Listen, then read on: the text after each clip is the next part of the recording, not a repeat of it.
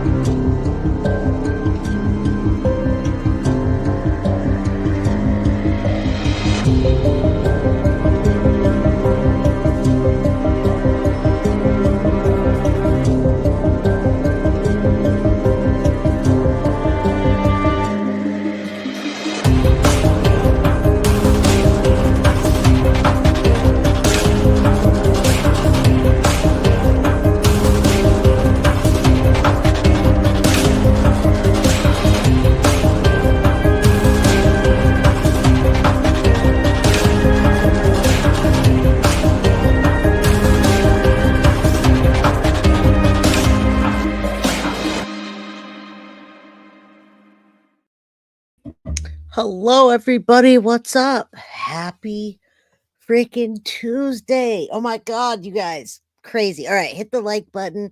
Hit the like button. Subscribe if you haven't. Get your memberships. All of the jazz. Because we're in December. We're gonna have I know for sure we're gonna do a members only on the 20th. And I might have another members only either before that or after that. I don't know. I got a lot going on in my head. We're getting close to the 20,000 mark. And you guys, today we're talking about Sebastian Rogers, mysterious exchange exposed. Now, you guys are going to tell me, do you think it's mysterious? Do you think it's even an exchange? What is going on in this video? And it was Sebastian's 16th birthday this weekend. So we're going to go over that. And you guys know Sebastian and Madeline Soto went missing on the same day. Same day that happened, Madeline happened, and I've been covering both cases. Now we got this United healthcare deal, and you guys have no idea how much more information I have today. I could have went on there today with like a whole 6-hour show for the United Healthcare. Luigi Mangione. Oh my God, mind blown. I'm watching everything and I can't wait to continue presenting it to you because so many things about this case. It's sad, but it's outrageous, you guys. I'm on LinkedIn today. I'm at work on LinkedIn and I see people on LinkedIn sticking up for Luigi and saying he was with me, he was working with me, and they're photoshopping his pictures in there. I'm seeing it on Facebook. I'm seeing it on Instagram. I mean, this is one of the biggest cases ever. So, yes, what's up, CJK? Good to see you guys. I hope that I get a lot of people back here that I haven't seen in a while that have not been on here because we're covering other stuff. Sebastian Rogers. Yeah, Loretta, it's nuts. It's nuts. And you guys know when I cover a case, I'm in it. I'm passionate about it. I can't stop thinking about it. I want to present it. I'm hyper, high energy. Yes, the manifesto. I got a hold of the supposed manifesto, and there's just so many things, but I want to focus on Sebastian today because I already know that I'm going to be covering the United Healthcare case very closely. I know that. Don't discount jury nullification when Luigi's case comes to court. Right. Agreed. It's going to be, we talked about that today, and people actually think that Luigi isn't even Luigi. They think that he didn't do it. It's insane. Oh my God. Black is your, thank you, MM. I appreciate you. I'm staying warm today. What's up? Au contraire. Oh my goodness. So many things. I can't even. All right. But Sebastian, he went missing the day Maddie went missing, February 26th. Now, the 25th was the last time. The night of the 25th at the Roadhouse, which we're going to get into. He was 15, now 16, autistic. All of his dang pictures are not up to speed. So we're going to get into the first part. And then I got lots of video to go over. I got things that I want you guys to see. And then we're going to look at the video from our perspective with nobody saying anything to us. We're just going to watch it and we're going to talk about it. And it's crazy. It's just so many things about it. Unbelievable. So first thing I'll say is I'll put this up for a second and let you guys see. This is the picture that comes up. Father of missing Sumner County teen says he's renewed faith in law enforcement. Now we know that's Seth Rogers. Why do they have this picture of Sebastian when he was younger? Why? Why is there not a teenage picture of him? Why, guys? Yes, Donna Miner, precious boy, we can't forget about him. Even with the bigger cases, we can't forget about Sebastian. And that's why I'm here. I've always said, Katie, where's Sebastian? Katie, Chris, you're accountable. Katie, you're really accountable because you were with him the last freaking night. Thank you, Edith. I'll take that as a win. If you guys like my shirt, hit the like button for me. If you like the way I present true crime, hit the like button, subscribe, and get your make yourself be green today. All right. If you don't have a membership, get one. Hello, mom. Now, mom, he looks like a little boy. He looks like he's like 11 or 12. He just turned 16, and we're gonna watch some video that shows you guys the last time Katie was with him is not what we thought.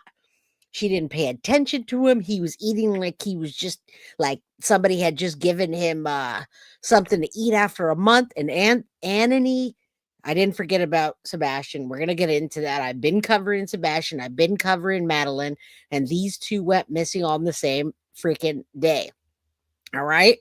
So next morning after the 25th, Katie goes in to get Sebastian and he's gone. So February 26, 2024, an endangered child alert goes out at 11:17 in the morning to the TBI on behalf of Sumner County. That was the last time he was seen. Hendersonville wearing a black sweatshirt, black sweatpants, and glasses. So February 27th, based on the investigation, TBI issues an Amber Alert indicating that there was reasonable belief that there's an abduction that occurred and he's in imminent danger. Now, you guys remember that Maddie stuff's going on. We've got Stephen Stearns. We've got Jen Soto lying to the cops. And we've got Katie and Chris, in my opinion, also doing the same. March 24th, you fast forward, and there's 200 people involved, K9 teams, helicopters, crews, drones, and they search nearly 5-mile radius. By December 2024 is Sebastian's 16th birthday, and here's where we start right now. All right, so let's get into this, and then we're going to do a whole bunch of things. I believe Chris is abusive. I believe Katie is a cold-hearted bee. That's what I'm going to say. And I hope nobody gets offended by that. But in my opinion, Katie is not a mother that I would like to have. All right, let's start out with this, his 16th birthday. And I guess what Seth says, I've always been on Seth's side, but go ahead. Exclusively with his father and tells us where the investigation stands. On December 7th, Sebastian Rogers' 16th birthday, his father Seth says a recent meeting with law enforcement has restored his confidence in their case. Today, they have renewed my faith that they are deaf.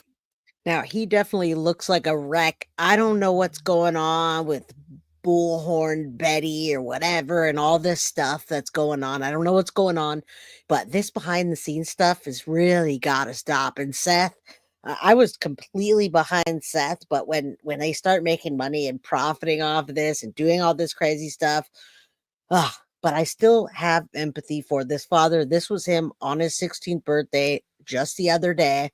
Hey, Psychic Amelia, good to see you guys. Okay, so yeah, all of the Sebastian's parents, the people that are his guardians, just I feel for him. I feel for him. You guys just rolling in, hit the like button. If you don't have a membership, please do get one. Marcy says hug to Jay. Thank you, thank you. All the cases we work on are crazy. All right, let's listen to what he says, but it's hard to take what he says. I take it with a grain of salt. Definitely focusing on bringing my son home. Seth didn't give any details on what was said in their meeting. Sebastian was last seen on February 26th in Hendersonville, nearly 10 months ago. The reward for information on Sebastian's whereabouts increased last month up to $200,000. I thank the public for the support that they're giving me, and they continue to. Keep your eyes open. You could be the next person that might see him. Seth says he won't ever stop searching and saying his son's name. Until he's found, the pain of not knowing where Sebastian is fills Seth with grief. Today is a lot of sadness. Again, where's Chris? Where's Katie? Yeah, Seth did get sucked in by shady people. I agree with that.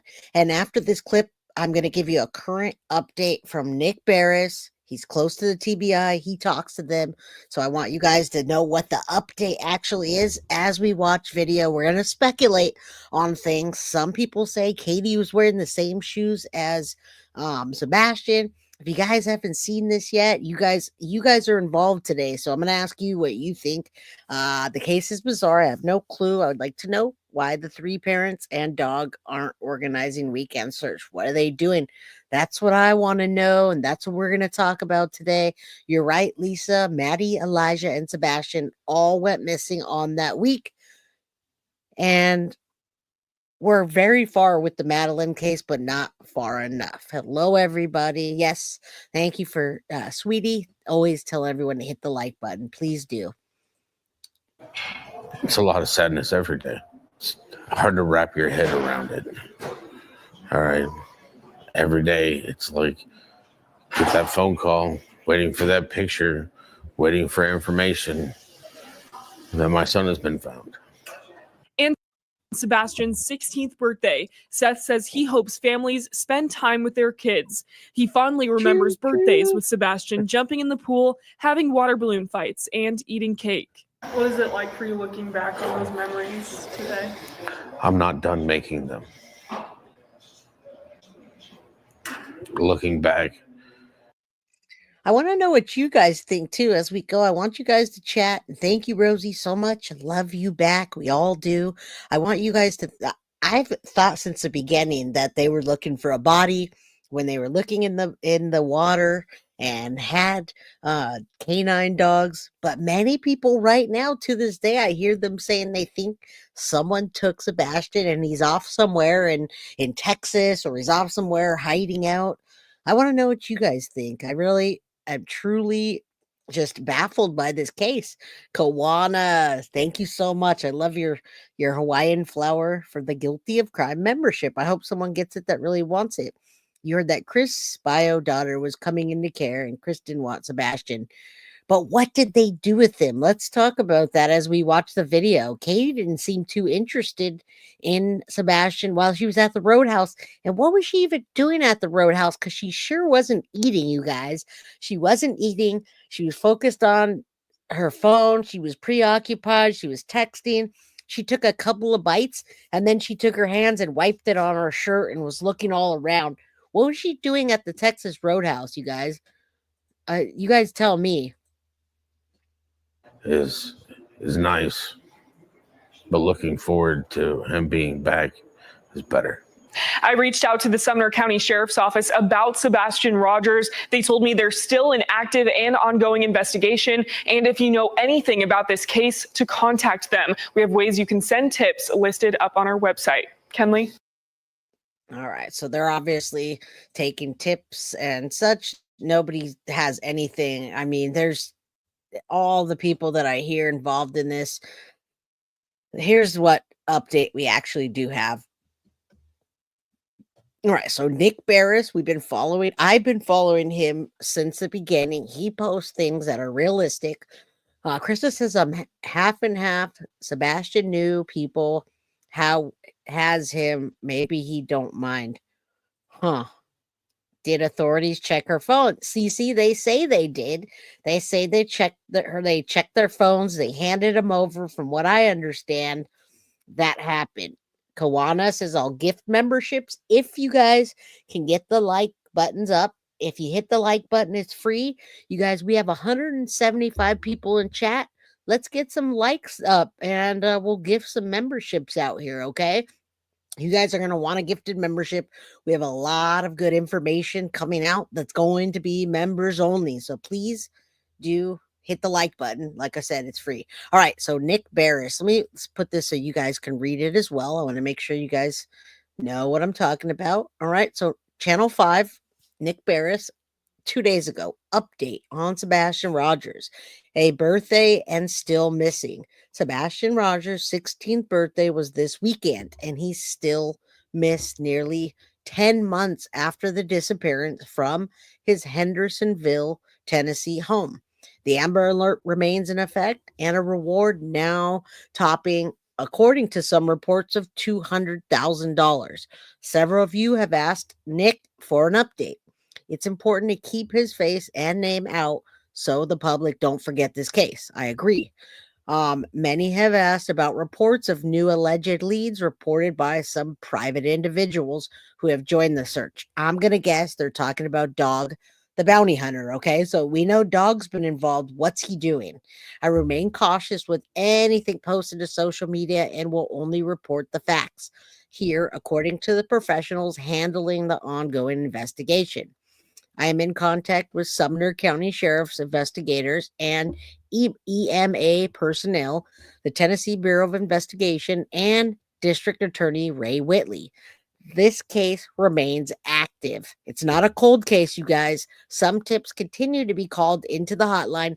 This is not a cold case, okay? Please, let's keep this out there. All that being said, there's no new developments. No confirmed sightings or hard leads.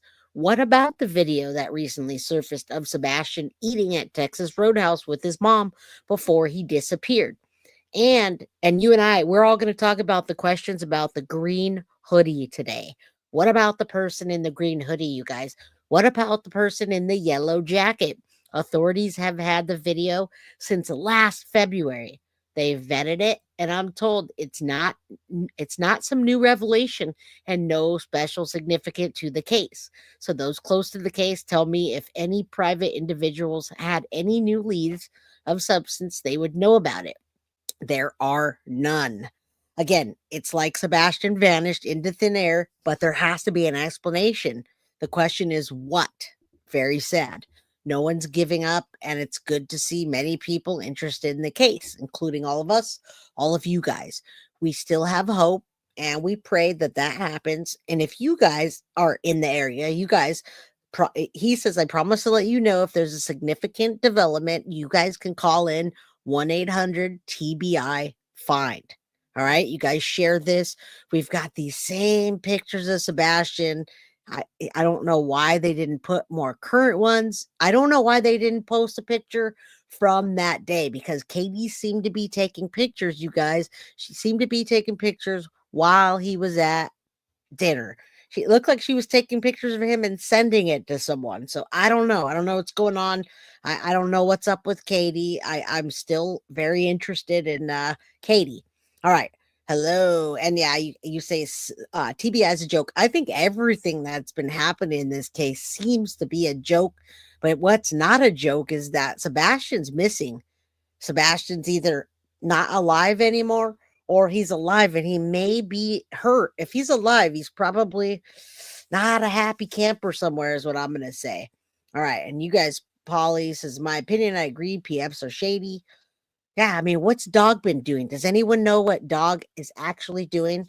And I respect him as a TV person. He's a person on TV, but what is he doing? What's he hunting? What has he done? What has he found? All right. So maybe they were his 16th birthday dinner. Maybe. I don't know, you guys. All right. We're going to get into this because the first video I'm going to play for you, we're going to talk about, I'm going to give you some. Well, first we're going to talk about this. We're going to get into, did you catch Katie while Sebastian was eating? We're going to go back and forth a little bit, you guys, and we're going to go through some things. So let's get into that. We'll talk about, we're going to focus on the video today, and I want you to see this with Katie. What is this? Few days, we got more information than we got in months in the Sebastian Rogers case. Definitely think it is giving many of us hope that things are heating up. and we are getting closer to answers for Sebastian. While some may feel it's not helpful to show Sebastian and his mother sitting in the Roadhouse, eating shortly before he vanished without a trace, I think there are many things to note in that video clip. Firstly, I want to make mention how Katie seems to be more bothered with her phone than her food. In this entire clip, don't think I saw her touch her food once. As for Sebastian, And that's what I was saying the whole time. She was sitting there wiping her hands on her shirt. She looked at the food like it was gross. Did she really go to the Roadhouse to eat, you guys? What did she go for? I have no idea. AI voice. Yeah, it's AI voice, Wyatt, but we're going to have different voices and different perspectives. And I need you guys to see all angles that I'm looking at. And that's why I'm playing this, because I have many different angles, different things. And I want you guys to help me decide. This was the night before he disappeared. See, life. This was the night they went out to Roadhouse. Many people questioned if Sebastian ever made it home. We still don't know that because Sebastian was also seen at home later. Okay, and this is like the Madeline Soto case, where months and months and months later, information's leaking out, but we haven't had a chance to talk about it because we just got it. All right. So what is Katie actually doing? We're going to watch this a few times. Not he this looked one, very but hungry, like he clips. hasn't eaten all day. He gets his food and dives right in. Katie then takes a picture of Sebastian, and it seems like she is texting that picture to someone. A few moments later, she sneaks another picture of Sebastian. However, those pictures have not been out in the public domain. Makes me wonder why Katie didn't put that picture out when Sebastian vanished, instead of all the old photos she gave to police. I wonder who she sent that text to. She did say he had a colossal popcorn, and she did talk about his odd behavior when he eats. She said that he was messy, he'd get stuff on his face, and she really did insult him quite a bit. She made him made it seem like he wasn't really a functioning autistic. He wasn't he wasn't functioning. He was one of the people that are autistic that need a lot of help, that when they eat, they get food on their face, and they're wiping their hands. If anything, she's the one that wipes her hands all over her shirt. When we see the full video, you're going to see she touches the food, and then she kind of does this, and she wipes it on the bottom of her shirt, and she looks around, and she looks at her phone, and then she takes a picture. It's really weird. Thank you again, Foxy Amazon, for the Guilty of Crime membership. I appreciate you. Let's remember how Katie emphasized all the food Sebastian ate that day, so it's interesting how hungry he seemed at dinner. Something else to observe is that Katie is constantly busy on her phone, hardly ever looking up at Sebastian to talk or engage with him. Towards the end of the video, Katie shows Sebastian something on her phone. He leans in to take a look, and then she puts her phone away. My heart is broken for Sebastian. I feel like he deserved better. If the green hoodie guy was really following Katie's car, then why have police not found and questioned this person? There are too many questions in this case.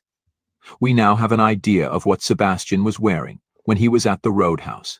I wonder if those shoes are back at the Proudfoot house. What about all those? And what about that? Many people say she was wearing the same shoes as him and maybe switched them for the scent. What is that? Now we're gonna watch this a few times because I have different perspectives of different creators, plus myself, plus you guys. So I am Two Bear. Yippee! I made a live. Hello. Hello, hello, hello. Good to see you. I love my regular crew that comes in, and then all the other people that roll in. So we're gonna play a few things and see what you observe, see what you don't, and then you're gonna say, "Oh my God, really? Did that happen?" All right, let's keep going with this.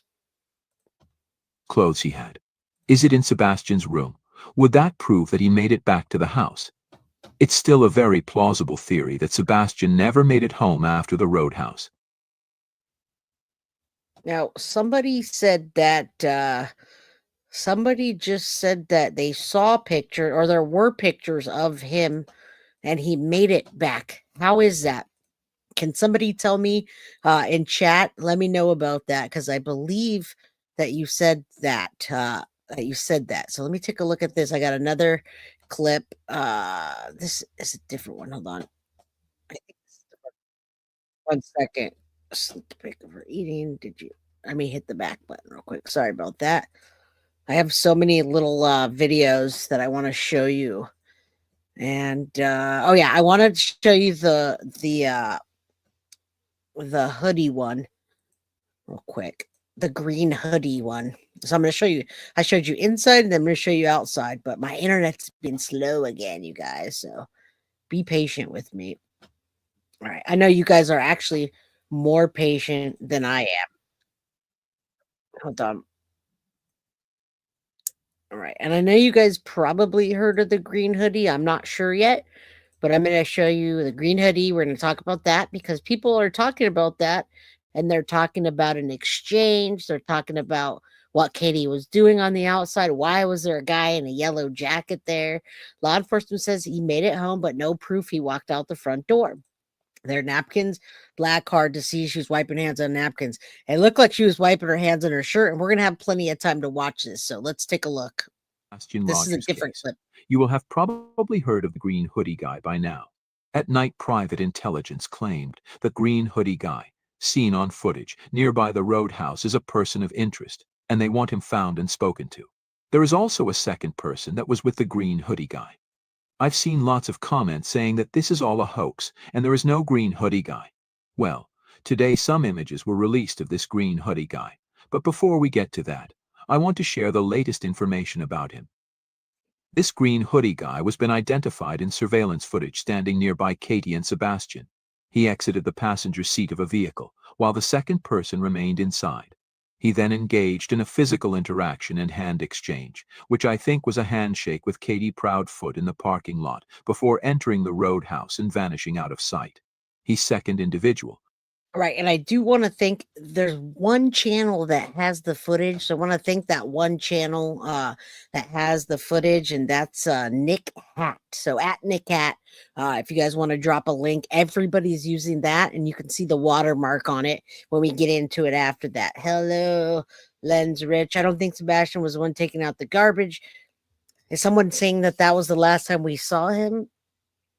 Yeah, we went over that, and she's not a nervous wreck at all.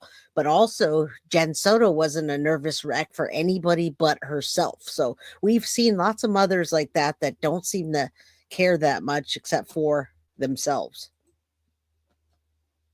Who What do you remained guys think inside about the vehicle, this? is confirmed to have worked in coordination with Green Hoodie. The vehicle then positioned itself behind Katie's car as she prepared to leave, and subsequently followed her vehicle as she departed. This individual did not exit the vehicle at any point during the observed time frame, but followed Katie toward her home. There was no footage released showing this Green Hoodie Guy's car following Katie towards their home, but there are some images giving us an idea of the Green Hoodie Guy looks like. Here we see Sebastian and Katie approach their car. They look in the direction of the Green Hoodie Guy, and then Sebastian continues to walk around. Now we're gonna watch a full like 9-minute clip of this with boxes around it and suppositions on this. So this is really good to see because you see Sebastian there in the upper right hand corner. You see the guy in the yellow jacket that many people also said, "Who is that? What's going on?"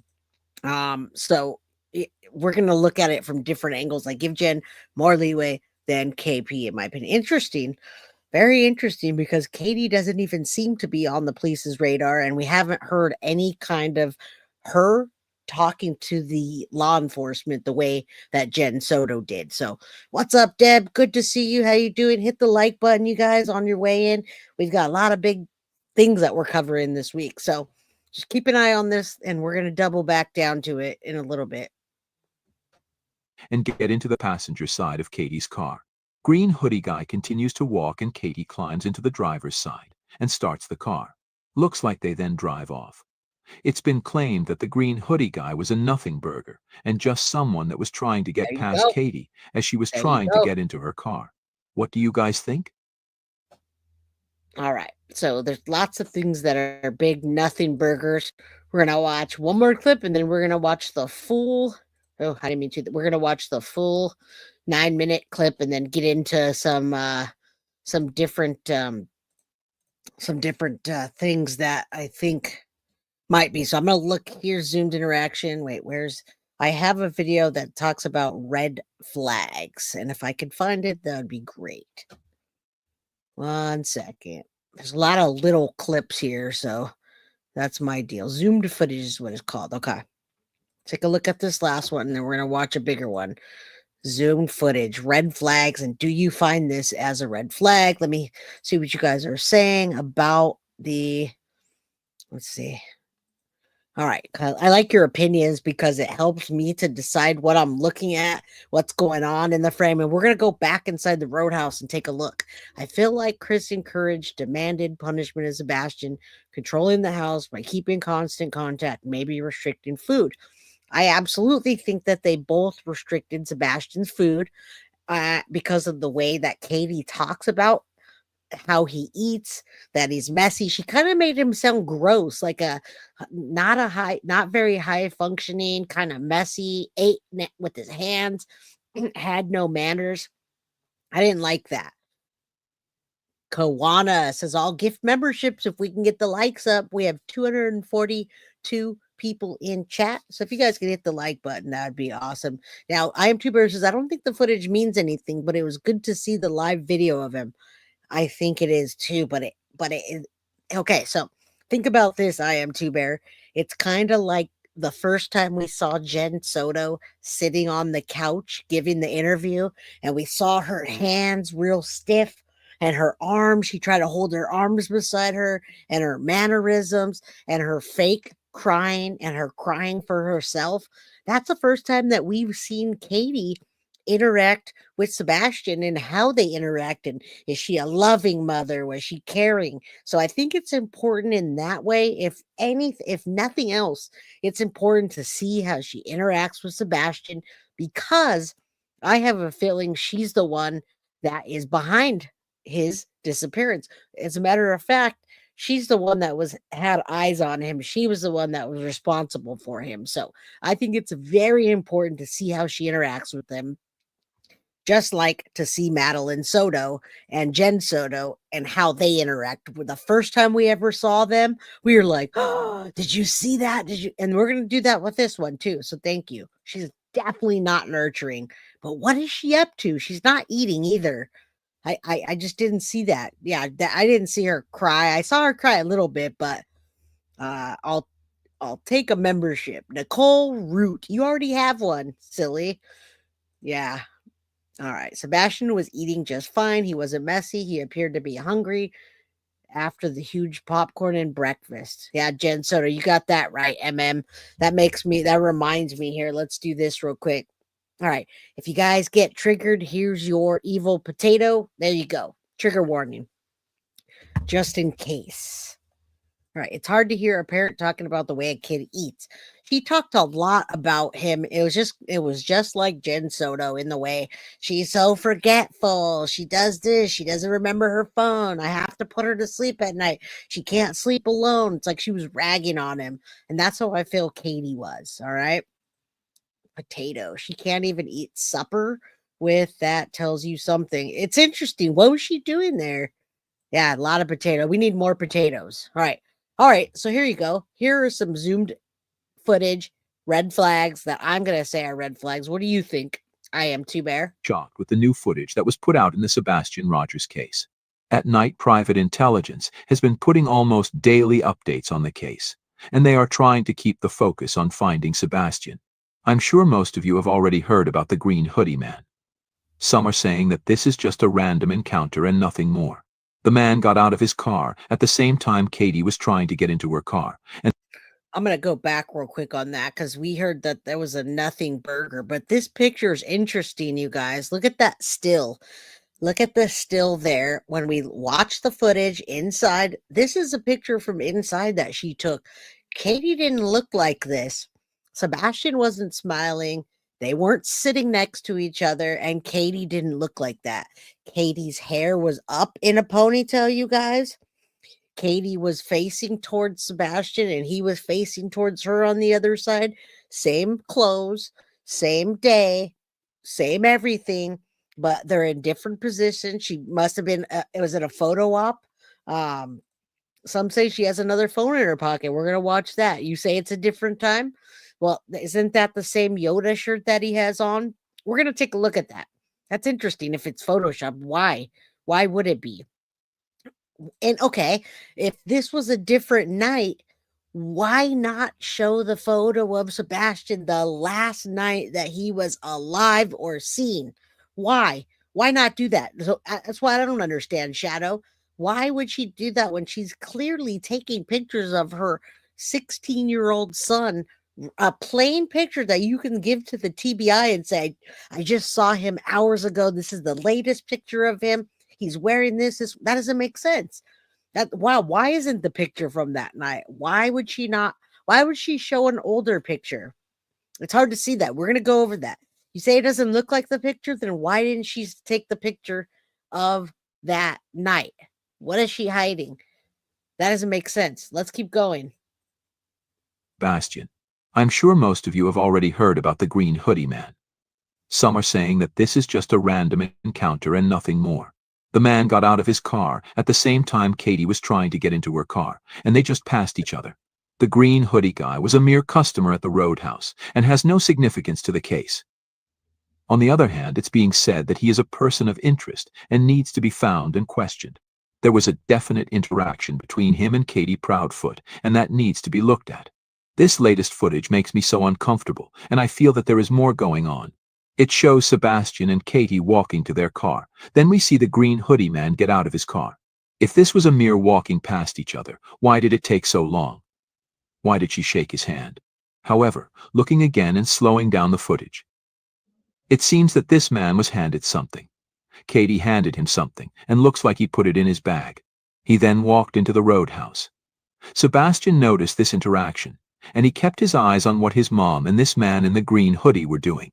If Katie didn't know this man, why did she hand something to him or shake his hand? We see the interaction. It's on camera. It also takes me back to the footage inside the restaurant. Who was Katie? And again, we're going to go back to this. We're going to watch a 9-minute video with lots of little pictures on. I'm going to make myself smaller so you can see the boxes around it and the call outs and everything. And then we're going to watch a video where I'm just talking to you guys as we go, where it doesn't have anything. So yeah, colossal popcorn. I just don't get it. Carolina Hurtado, exactly what I see right there, a bunch of red flags. I mean, we're sitting there saying all kinds of other things. Oh, we saw him outside taking the trash out, and we saw flashlights, and he didn't have shoes on. And I mean, we're making all these suppositions about that, but why not talk about steak in the picture, not salmon? I mean, I don't know. Well, we're gonna get into that, but there's steak in the picture. She said she had salmon. She didn't even eat. So that doesn't even make sense. What was she doing the rest of the night? Who was she texting? Was she texting Chris like, hey, I'm here. Are you almost here? Did Chris come back that night? What have they checked? Yeah, you never seen this. That's awesome. I'm glad you guys didn't see this. Jen's a gypsy says I thought it was mac and cheese. So I mean, those things matter, you guys. They all matter. I mean, I'm a true crime junkie, right? So I watch moms that poison their children. I've seen moms poison their children and wipe them out and then go get their life insurance. Now, Sebastian didn't have life insurance, but it seemed like he bothered her. The moment Sebastian went missing, you guys, she wasn't at home. All right. You guys talk about Jen Soto not coming home, right? Remember, she stayed at the office, didn't go home to wait for her to come home. Do you remember that? Well, guess what? Katie moved out of her house. She went and set up cameras so people couldn't go and knock on the door, and she took off in an RV. If your son's going to come back, why would you move with your husband away from where he might come back to? All right. You say the picture was old and posted by Chris Proudfoot's sister. Okay, so mink coat. Why didn't Katie post the picture of Sebastian that she took at the table? That's what I want to know. And we're having discussions right now. This is what we're discussing. I'm not saying that I'm not even saying that I'm an expert on this case. I'm saying I've covered this case. I think I have about 12 or 15 episodes in my library. So go back and watch the Sebastian coverage that I've covered. And I'm really trying to get to the bottom of this and be part of the respectful web sleuths like you guys and figure out what's happening. Just days before my own daughter, I followed both cases. And Madeline Soto. All right, let's keep going. Yeah, but it more than feels odd because I've always looked at Katie, but the police never have said that. The police, for some reason, never talked to Katie alone. We've seen one time where she's talked without Chris. It's weird. All right, this is Katie Proudfoot, mother over here, and then greets. Okay, so there's Katie, and there's the hoodie guy, and she's greeting the hoodie guy. Now you can clearly see Sebastian's head, beep, like a radar. Last known footage depicting Sebastian on February 25th with his mother at the Texas Roadhouse. So he's looking over there like, what's going on with that? And then you see an unknown subject in a green hoodie and Katie here. So that guy's here, that guy's here. Maybe they were just trying to get into their cars and one needed to open the door and one needed to close it and they couldn't go in at the same time. You know how that goes? Like when I'm parking in a parking lot sometimes, they open their door and I can't get in. So I have to back up and I say, oh, it's okay. It's cool. All right. So you have zero knowledge, but very fascinated. Well, put Sebastian Rogers on your radar because he has not been found yet. And it is interesting. It's interesting how they went missing the same day. All right. Texting. At night, private intelligence also noted on their images that the green hoodie guy put something in his bag. After putting the item away in his bag, the green hoodie guy waved goodbye to Sebastian, which is also something that bothers me a lot. Didn't look like Sebastian waved back at him. What do you guys think? Was this just a passing by type scenario, or do you believe something else was going on?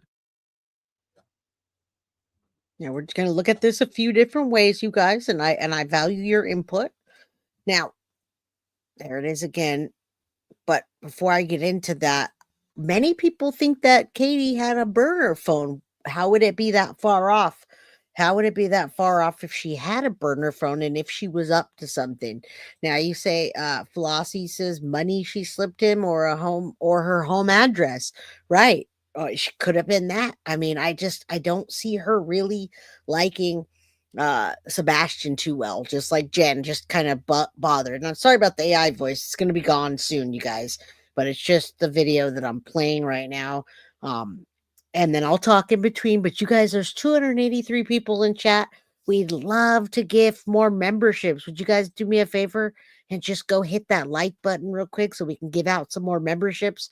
Is Sebastian's dad still being outspoken? Yes, Jeep. We just saw him in the very first clip. He was talking to the media about his 16th birthday and that he still thinks Sebastian's alive, which I don't personally. I don't think Sebastian's alive anymore. And I'm sorry, but I'll say a prayer for Sebastian.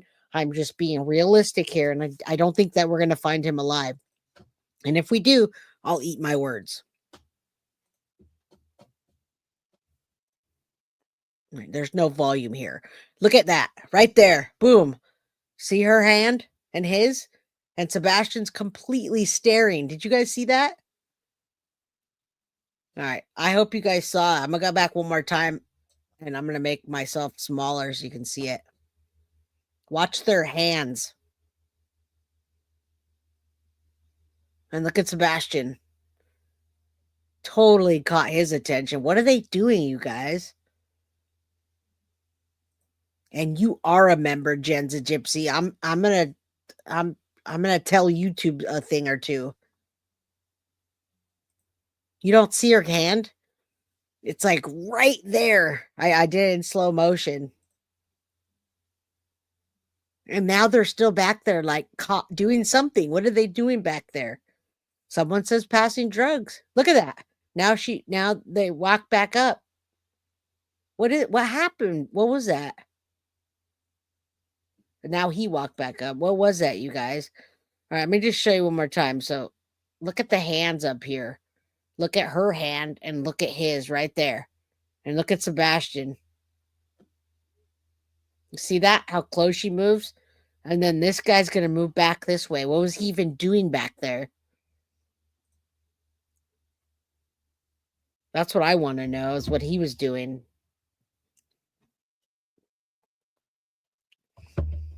Was the other car his? The other car was his, but he didn't get in the car like I thought. I agree with that, but why did he why would he go in his car and then walk back out, you guys? Look at the person walking back out. What is that? You guys all keep saying that. That's interesting. You guys think Katie is a drug addict? Huh. All right. So now we're going to watch the what we call mysterious encounter exposed. So you're going to watch the whole thing.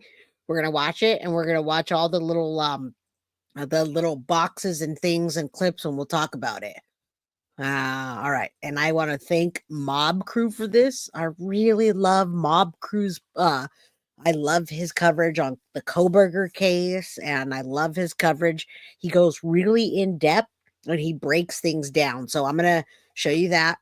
Thank you so much. We must have got the numbers up. 289 people. Kawana just gifted a membership. Thank you so much. Man, I know it's Christmas, you guys. So right now it's Christmas and everybody's you guys don't have extra money like I don't, but you can hit the like button. That helps me a lot. And yes, Mob Crew is the best. That guy, crazy. I've been following him for a long time. He breaks that ish down, you guys. He breaks that ish down. All right. So let's give it up to that and let's go. We're going to watch this together. And then we'll watch one and we can just watch it without the little things. Please pay attention to the movements of Katie and Sebastian. Breaking down the Texas Roadhouse footage that's been released recently by At Night. As you can see, this is taken just before his disappearance. Looks like they got to the Roadhouse just before 6 p.m. there, as you can see. Date 2/25. Now, he would be reported missing that next morning at around, I think, 5 or 6 a.m. So here we can see Katie and Sebastian eating. I'm going to go ahead and skip to the exit, but I will have a separate full video with them. So according to At Night, as they're exiting, there is a green hoodie guy where there's supposedly a suspicious exchange where, at least according to At Night, they claim that there is some kind of handoff between Katie and this green hoodie guy. So I'm just going to break this down for you guys and point out what I see as I kind of edited the video and tried to zoom in to see if I could see anything. And this guy's awesome. If you guys don't know who the Mob Crew is, not only is his voice awesome, but he just really is just a cool guy. Like, I've chatted with him and stuff before, and he's awesome. He breaks things down. What is she looking around for at dinner? What is she looking around for in the parking lot? Why isn't she sharing those pictures and the information she has inside of the restaurant? Does she have a burner phone, you guys? What is going on? Like, that's what I want to know. That's why I think this is a big deal. And she sits across from him. Yeah, like he wasn't even there. I agree. Maybe she was irritated by him, but that's not the big part of this. Let's watch. That looked suspicious or out of place. But here is a thumbnail that they had released where it shows different things where they claim there's kind of an exchange going on, although I don't really, there's clearly an exchange, but I don't see any kind of item that's being exchanged. Not to say there isn't, but I don't really see it. So the family X is about 623. So yeah, they don't touch hands, you guys. Exchange going on. He did a great job of, you see the light and the light. There's her hand, there's him. They're moving towards each other. Now Katie moves back this way, and that guy ends up coming back this way around the front of the car. So what was that? What were they? Was he just walking in the car to get something, and then Katie opened the door and she needed to move to let him through? That's what I want to know. She's looking for Patrick Swayze at the Roadhouse. Could be. Again, thank you, Synth, for the 5 Guilty of Crime memberships. You can't see her right hand, but you can see her left hand. Okay. All right, let's keep going. That could be nothing. Although I don't really, there's clearly an exchange, but I don't see any kind of item that's being exchanged. Not to say there isn't, but I don't really see it. So the family X is about 623 here. They are up in this top right-hand corner, just behind this guy in the yellow jacket with the mask on. Now, as we can see, we'll pause it right here. Now there's a hoodie guy. So first things to point out is we can see that Katie's parked in a handicapped spot, and these two spots are handicapped spots. And now there's a guy between the driver's side and the passenger side of the two vehicles. Obviously, this vehicle here is Katie's vehicle. Now, this could be two scenarios, possibly more, but the two main theories is this could be just an innocent explanation where one person's exiting and another person's trying to get in, but the lane is so small that one is waiting for the other. But this is where, again, that could be.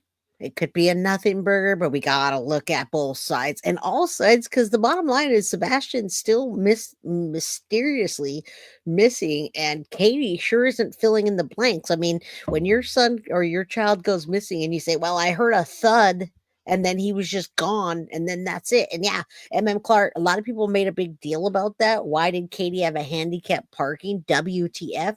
Why did she have a handicap parking? Was she saying Sebastian is handicapped and she needs help to get him to they can't walk to the entrance? What's the deal with that? I thought he was overly active and overly whatever. Why is he handicapped? Is that what they're saying?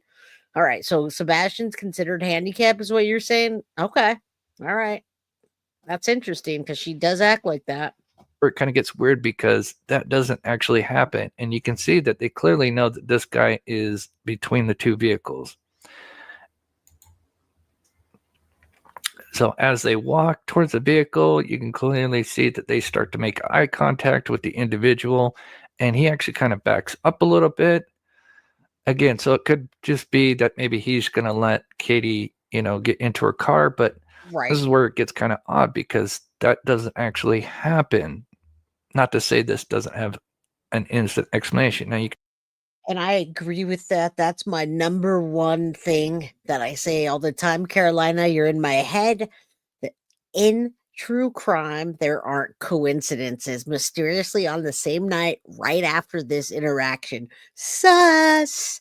Now, that's life in general. Life in general, there are no coincidences. There's not coincidences. It's called evidence. It's things that add up and things that stack up and small things that add up and things that happen make that thing happen. So I agree with you. I say that all the time. Thank you for reminding me.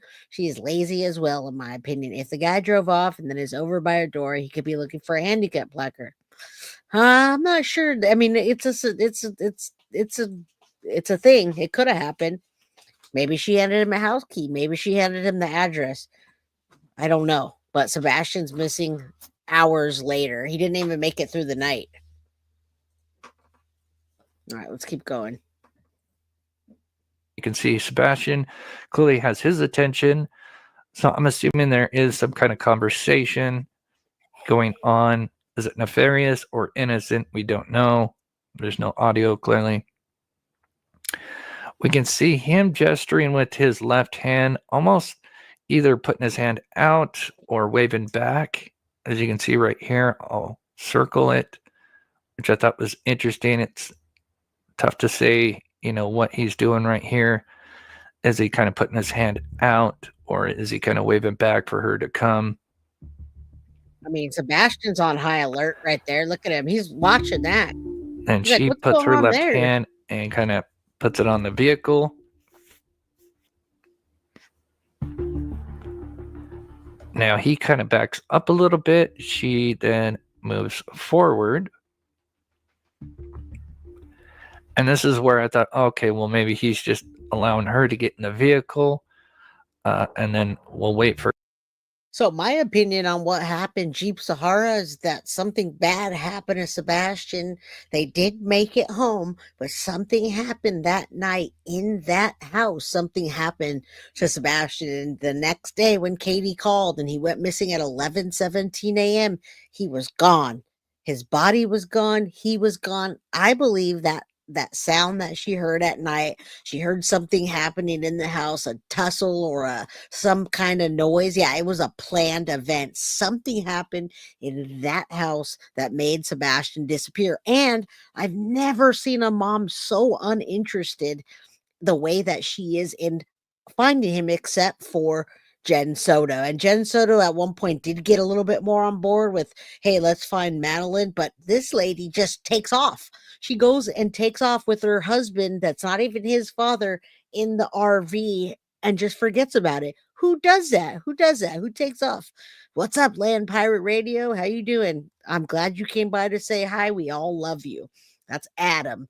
All right. She planned something she could live with her husband how she wants. And she did. That should be a big key for the FBI right there. It's like when a husband and wife, there's a husband and wife, and the wife gets rid of the husband. And then 2 weeks later, she's off with her boyfriend traveling the world or moving into his house. Something happened and she is not interested in finding out why, you guys. Yeah, the RV's out on 192 where Jen Soto saw them. Yeah, definitely a narcissist mother.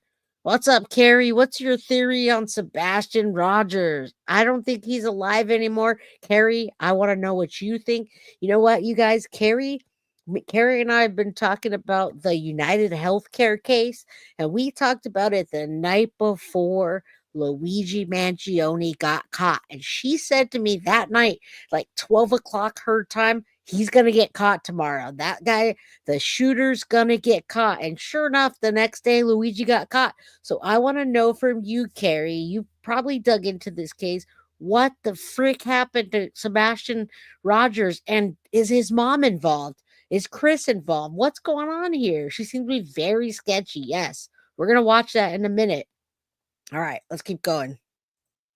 For her, as she gets in the vehicle, then he'll pass through. But that is not what actually happens. And now this is slowed down a little bit, but as you can see, she moves even kind of beyond the driver's side door a little bit. And there's some kind of interaction going on. Again, it could be innocent or there could be something more nefarious. We don't know.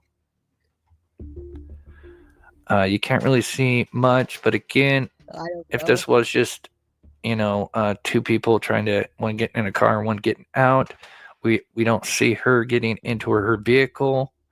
That's what I would say. At least makes it a little interesting to kind of point this out. Obviously, I'm sure most people who have seen this have noticed this, but again, you can't really see much.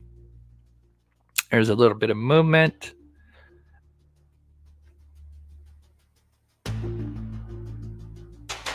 Again, if this was innocent, you would kind of think, okay, well, now she's just going to get in the vehicle while he backed up to allow her. That's exactly right, at Foxy Amazon. And I don't know if it's legal in Tennessee for marijuana, but out here it's legal. You don't have to do interactions or transactions like that. That absolutely could be. She never got in the car. And when the guy in the green hoodie moved back that way, it could have been a transaction. It could have been another transaction and it could be a hug. We can't see it, but he does come back this way. But what does this pertain to Sebastian? What does this pertain to Sebastian? What happened to Sebastian, you guys? And you're going to see this. I'm going to watch it another time, LA. I got a whole other one without all the things blocking the screen for you. I don't want you to have to Google it. We're going to keep going. I want you to watch that on my channel. And we have 284 people in chat. If you guys can do me a favor and hit that like button, please. And if you haven't subscribed, please do. All right, Carrie, what happened to Sebastian Rogers?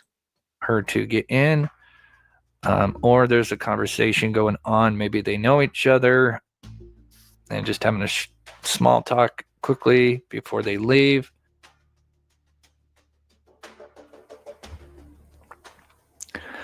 Then the green hoodie guy emerges. All right, there it now, is. Right from there. what I could tell, it's kind of an older gentleman. Again, now we see his left hand kind of waving, possibly at Sebastian, and then his right hand looks like it put something or in out of his pocket. Again, was that something that was handed to him, or was he just kind of moving his hand from his pocket up? We don't know. But the way he moves, you can kind of see he's got his hands out, kind of So do you guys see that? Are you thinking that this is just completely like they don't know each other? Because as I see him walk away, what did he even walk back there for? if he wasn't going to get into the car unless he got something out of the car. Now, Phyllis, Katie didn't want to have to take care of her son. Why would Katie want to hurt her son? Well, we don't know exactly why, but when she talks about Sebastian, she talks about him with a little bit of disdain. She talks about him like he bothers her. As a matter of fact, they were supposed to let Seth take him. Seth was going to take him the following week and raise him. So why would she want to hurt Sebastian? Or what happened? Did she hurt Sebastian? Did they get into a fight and he died and then they had to get rid of his body? Chris came and drove down and they got rid of his body. I mean, that's what I want to know. Oh my gosh, I'm so silly. I was playing from the beginning and commenting. Well, let me know. I'm dead. Potato pub sub. There you go. All right. It looks like she might know the green hoodie man. Absolutely. That's what I want to know. You guys don't start from earlier.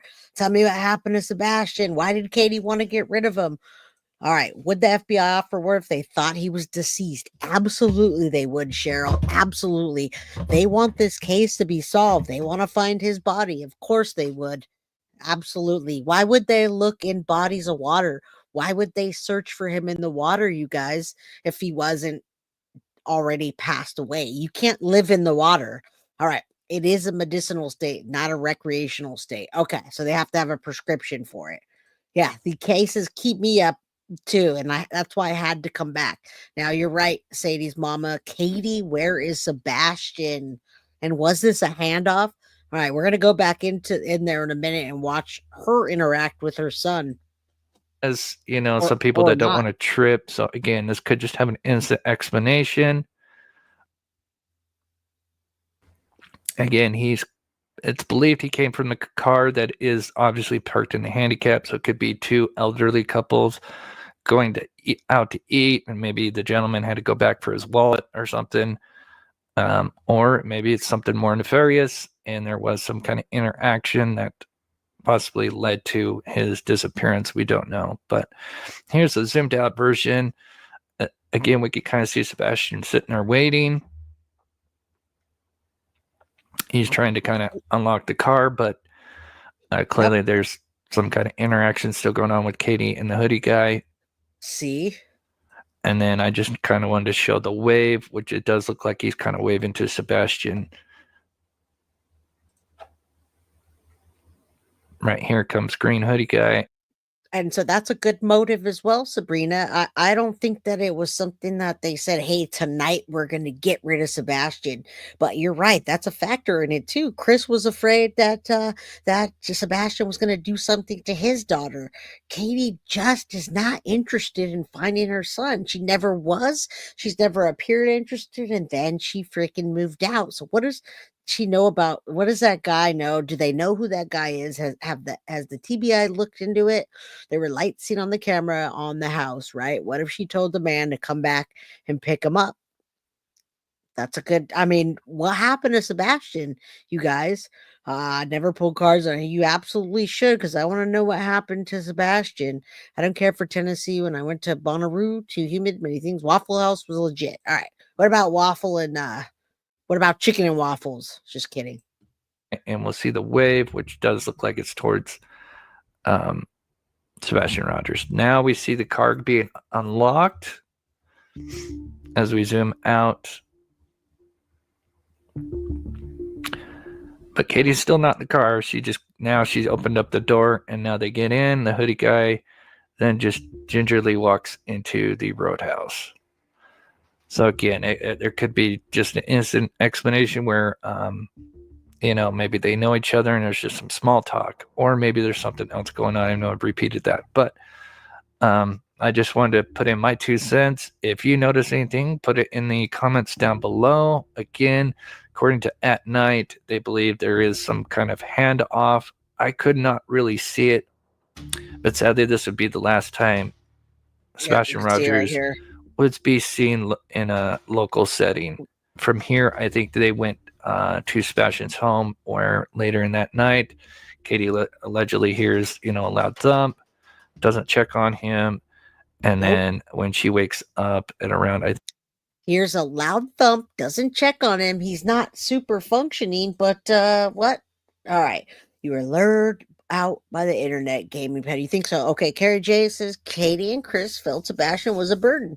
She and Chris left Tennessee and went to Mississippi in their camper shortly after Sebastian went missing. Thank you. You just summed up my whole everything in my head. You're absolutely right that happened. All right. The passerby in black also looked their way. It did. Everybody actually looked that way. We're going to show you in a little bit. Everybody turned that way. Something happened there, but something happened to Sebastian. I wouldn't even care what they were doing, you guys. I wouldn't care if Katie gave that guy a hand job right now, if Sebastian didn't go missing. I don't care what she did. I don't care if she grabbed his junk, if Sebastian didn't go missing. And Kawana says, I'll gift the membership if we get 22 more likes. We have 281 people in here. Do me a favor, hit that like button so I get you guys a membership. Sebastian Rogers, Stephanie, he went missing the same day that Madeline Soto did. You don't have to Google it. Just go back to my playlist and watch the Sebastian Rogers case. I have like about 15 episodes on there, okay? All right, so commit a crime, they would trust, blah, blah, blah. How odd. 15-year-old. We check on our children all the time. My son's 25 and I check on him all the time. So I don't know what this lady's, but we're going to watch it soon, how she interacts with him. I think we haven't 5 watched or that yet. 5:30. He's not there, and I believe they call law enforcement somewhere around about 6 a.m. regarding his disappearance. In my opinion, I believe it is an abduction. Whether the family is in on it, I don't know.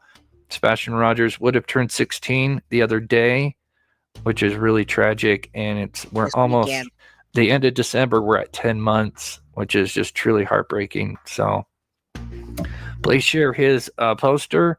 Share your thoughts in the comments below. Thank you so much for watching. And you guys go over to Mob Crew if you don't know who that is. Go over there. Let's look at this real quick before we get on to the next screen. Missing teen Sebastian. I'm glad that they put those pictures from the restaurant finally up. They've got a picture of Katie in there. Maybe someone overlooked something that was going on there. Maybe someone has more information. Remember, this just came out. Straight up sus, the whole crew, right? All right, let's keep going. Mob Crew's good. Love you, Jay. Christine Quintana. Hello, everybody. If you guys are new here, welcome. All right, let's keep going. Yeah, another potato, in my opinion. All right, let's watch now. Let's watch the inside. I really want you guys to watch the inside with me. I want you to watch inside. I want to watch that together. So let me pull this one down. And I wonder if this will be big. Okay. All right, now we're going to watch the interactions inside the Roadhouse with Katie. And it's not going to have anything over it. It's just the direct footage from At Night channel, Nick Hat. All right, you guys. Oh, sorry about that. Let's watch their interaction. I think it's very important how people interact with each other. And when it's the last time you saw them, I mean, it's really important. Happy birthday, Sebastian. All right. Now, this is the time. I'm not slowing it down. This is just the real-time interaction, I think, unless it got sped up. No. It didn't get sped up. Maybe I'll go a little bit so we can see. And kind of talk about this. All right, so we're going to take a look, watch Katie for a little bit, you guys. And yeah, thank you guys. Thank you guys for being here. Thank you guys for your comments. Thank you for all your input. So far, they're sitting down and Katie's on her phone. Sebastian's eating, but Katie's not. She's already on her phone. Beaver said much different. KP and interesting. I don't know what that means. What means? Rose of Sharon, what does that mean? Yes, it is, Christine. Thank you for being here. All right, so Katie, oh, did she take a bite? I like watching her hands when someone says it's a napkin below. It must be a napkin because I keep seeing her wipe her hands like on her shirt, but maybe it's a napkin. Now look at her hair. Look at her looking around, you guys. What is she looking for or at? Now she is taking a bite, and then look closely. Sebastian's eating, obviously, and she's kind of just looking around still, not talking to him, not paying attention, just looking at other people. She's eating a little bit, but it doesn't seem like she like went to the steakhouse. Look at her. Look at her looking around, you guys. What is she freaking looking at? Is she waiting for somebody to show up? She's still eating that same piece of whatever, too. And she just keeps looking around. Sad to think it's his final meal. Yeah, that's what I'm saying. Look at her. I just don't understand what. She doesn't seem hungry, that's for sure. He's chowing down, man. He's chowing down. Maybe she's looking for a waitress, but why would she be looking for a waitress when she's not even eating anything? Maybe she's going to say, hey, it's crap. All right. Now she's talking to him. Look at, she's got her hand up and she's saying something to him. She's telling him something. Maybe she's making sure the camera sees her face. I wonder why, though. They do have food there. Hey, Lynette, good to see you. All right. So you think she's just being nosy and looking around. So she's eating a little bit. I've seen her take a couple of bites, but not much. No, Sebastian, she told him something, and he starts biting his nails. And there you go. She wipes herself off. Wow. Boy, she sure didn't eat a lot, did she? What was going on there? So that was obviously time lapsed. And most of the time she was looking around. You think she was doing that as like an alibi, or was she waiting for somebody? Very interesting. Man hands. I like you guys said that. She does seem nervous. Maybe she nervously wanted her drug transaction outside. No, but really, like, those two went there to go eat because they were so hungry, but she wasn't that hungry. She was more interested in her phone. Was it an alibi? And does anyone know how long after she left? How long after Sebastian went missing end up did she end up moving with Chris? I don't think it was much longer. All right, so here's the outside. Now we're going to watch it from a different view without all the blocks and everything. It's as they depart. All right. Somebody says, LOLJ, take a bite. Take a bite and stop wiping your hands on your shirt. I don't think it's a few days. Was it a few days, you guys? But she's showing up for the camera. Wouldn't she love Sebastian on camera, though? Very interesting. Nice. You found audio to it? All right, let's keep going. Here's the outside of it. Sebastian is thin and they appear plump. You know, a lot of kids that have autism and ADHD and such, especially if he has ADHD, they stay thin because of the meds. So let me press play and then I'll make myself smaller here. Make myself small. All right. I noticed. Okay. Okay. Awesome. Awesome. Era, how you doing? Carrie texted me. All right, so here's the next footage. Carrie, I did not get a text message from you, girlfriend. I did not get any text message from you. Look at Carrie, I have my phone here. And no, it's not my burner phone. I have my regular phone. No text message, girlfriend. All right, so here are the people, and I just want you guys to see the last footage that I've ever seen of Sebastian. I haven't even seen the way he moves or anything until now. all of me just wanted to run. All right, there's Sebastian over there. He's meandering.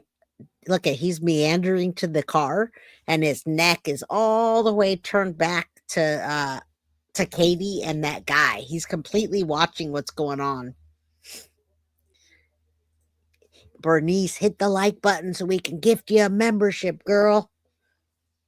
And I'm glad they have footage too. And I'm glad we got the foot. Now look at everybody. Hold on, I'm gonna go back. Everybody's looking over there, you guys. I'm gonna stop this. All right. Pay attention. Okay, hold on. I'm gonna go back because I'm gonna watch it again. Sebastian is meandering, and you guys all know meandering, right? Watch my mouse. Okay, so Katie's up here, walking that way. She's starting to approach towards the guy in the green hoodie. Sebastian's completely, his neck is turned to see what's going on here. And then these two guys, I don't know if they were talking, if he said, "Hey, Sebastian," whatever he said. Watch these guys' heads, how they turn around like they look like Sebastian did. Watch. Look, that guy turns around. Bam. Bam. What are they looking at? Look, both of them stopped. Did you guys see that? Did anyone else see that? Is that just, what is that? All right. Let's see. Meandering. Just because it's in slow motion, they're looking. All right, Ashton Lee, lovely that you're here. Thank you for gifting a Guilty of Crime membership. I appreciate you. All right, it's a pickup window, but they both look like they darted their heads towards Katie with the guy in the green hoodie. All right, so I'm wondering what that is. 2 weeks after, 2 weeks after Sebastian left, she also left. Her cap beep when she unlocked the car. Oh, you think they looked at the car beep? They turned around because of the beep, huh? If you zoom in on Sebastian's hand, was on the door handle. Yes, I did see that earlier. He was trying to get in the whole time and she hadn't unlocked it yet. And it could have been that, or she could have said, like, "Get in the car, Sebastian," because he was staring over there. Maybe he was staring at Katie and the guy in the green hoodie, and he said, and she's like, "Sebastian, get in the car." Like, we don't know. Yeah, we don't know. This had me puzzled. All right, let's keep going. All suppositions right now, okay? So those guys hardcore looked over there while Sebastian's sitting there with his hand on the car. I mean, this guy's standing there looking over there, you guys. He stood there for a minute to look over there. He's meandering his way on into that employees only point. Sebastian's over here with his hand. She still hasn't let him in. All right. And there's no audio in this. It's just the video. So there you see that exchange again. Katie going back there.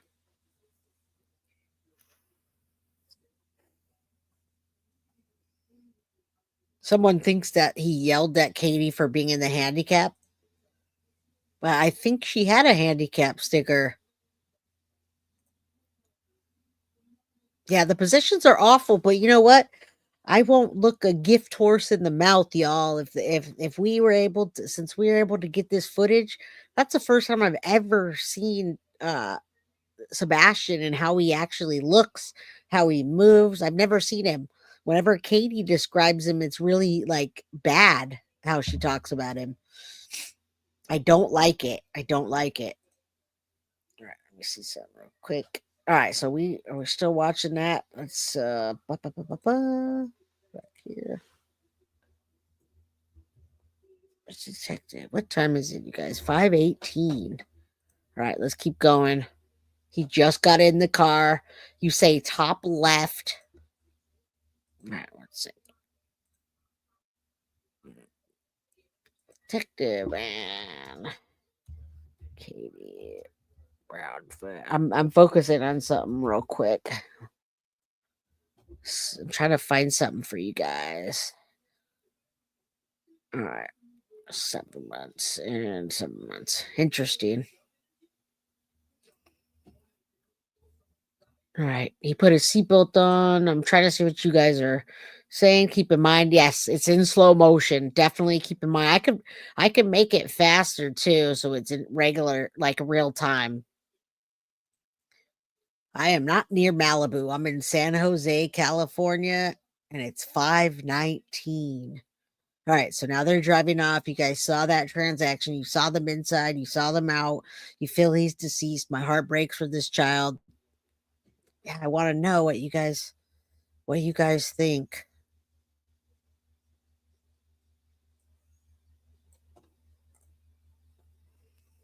All right, and I if you guys want to stay here, I have a deception detective video on do innocent people get angry when you question them about their missing child?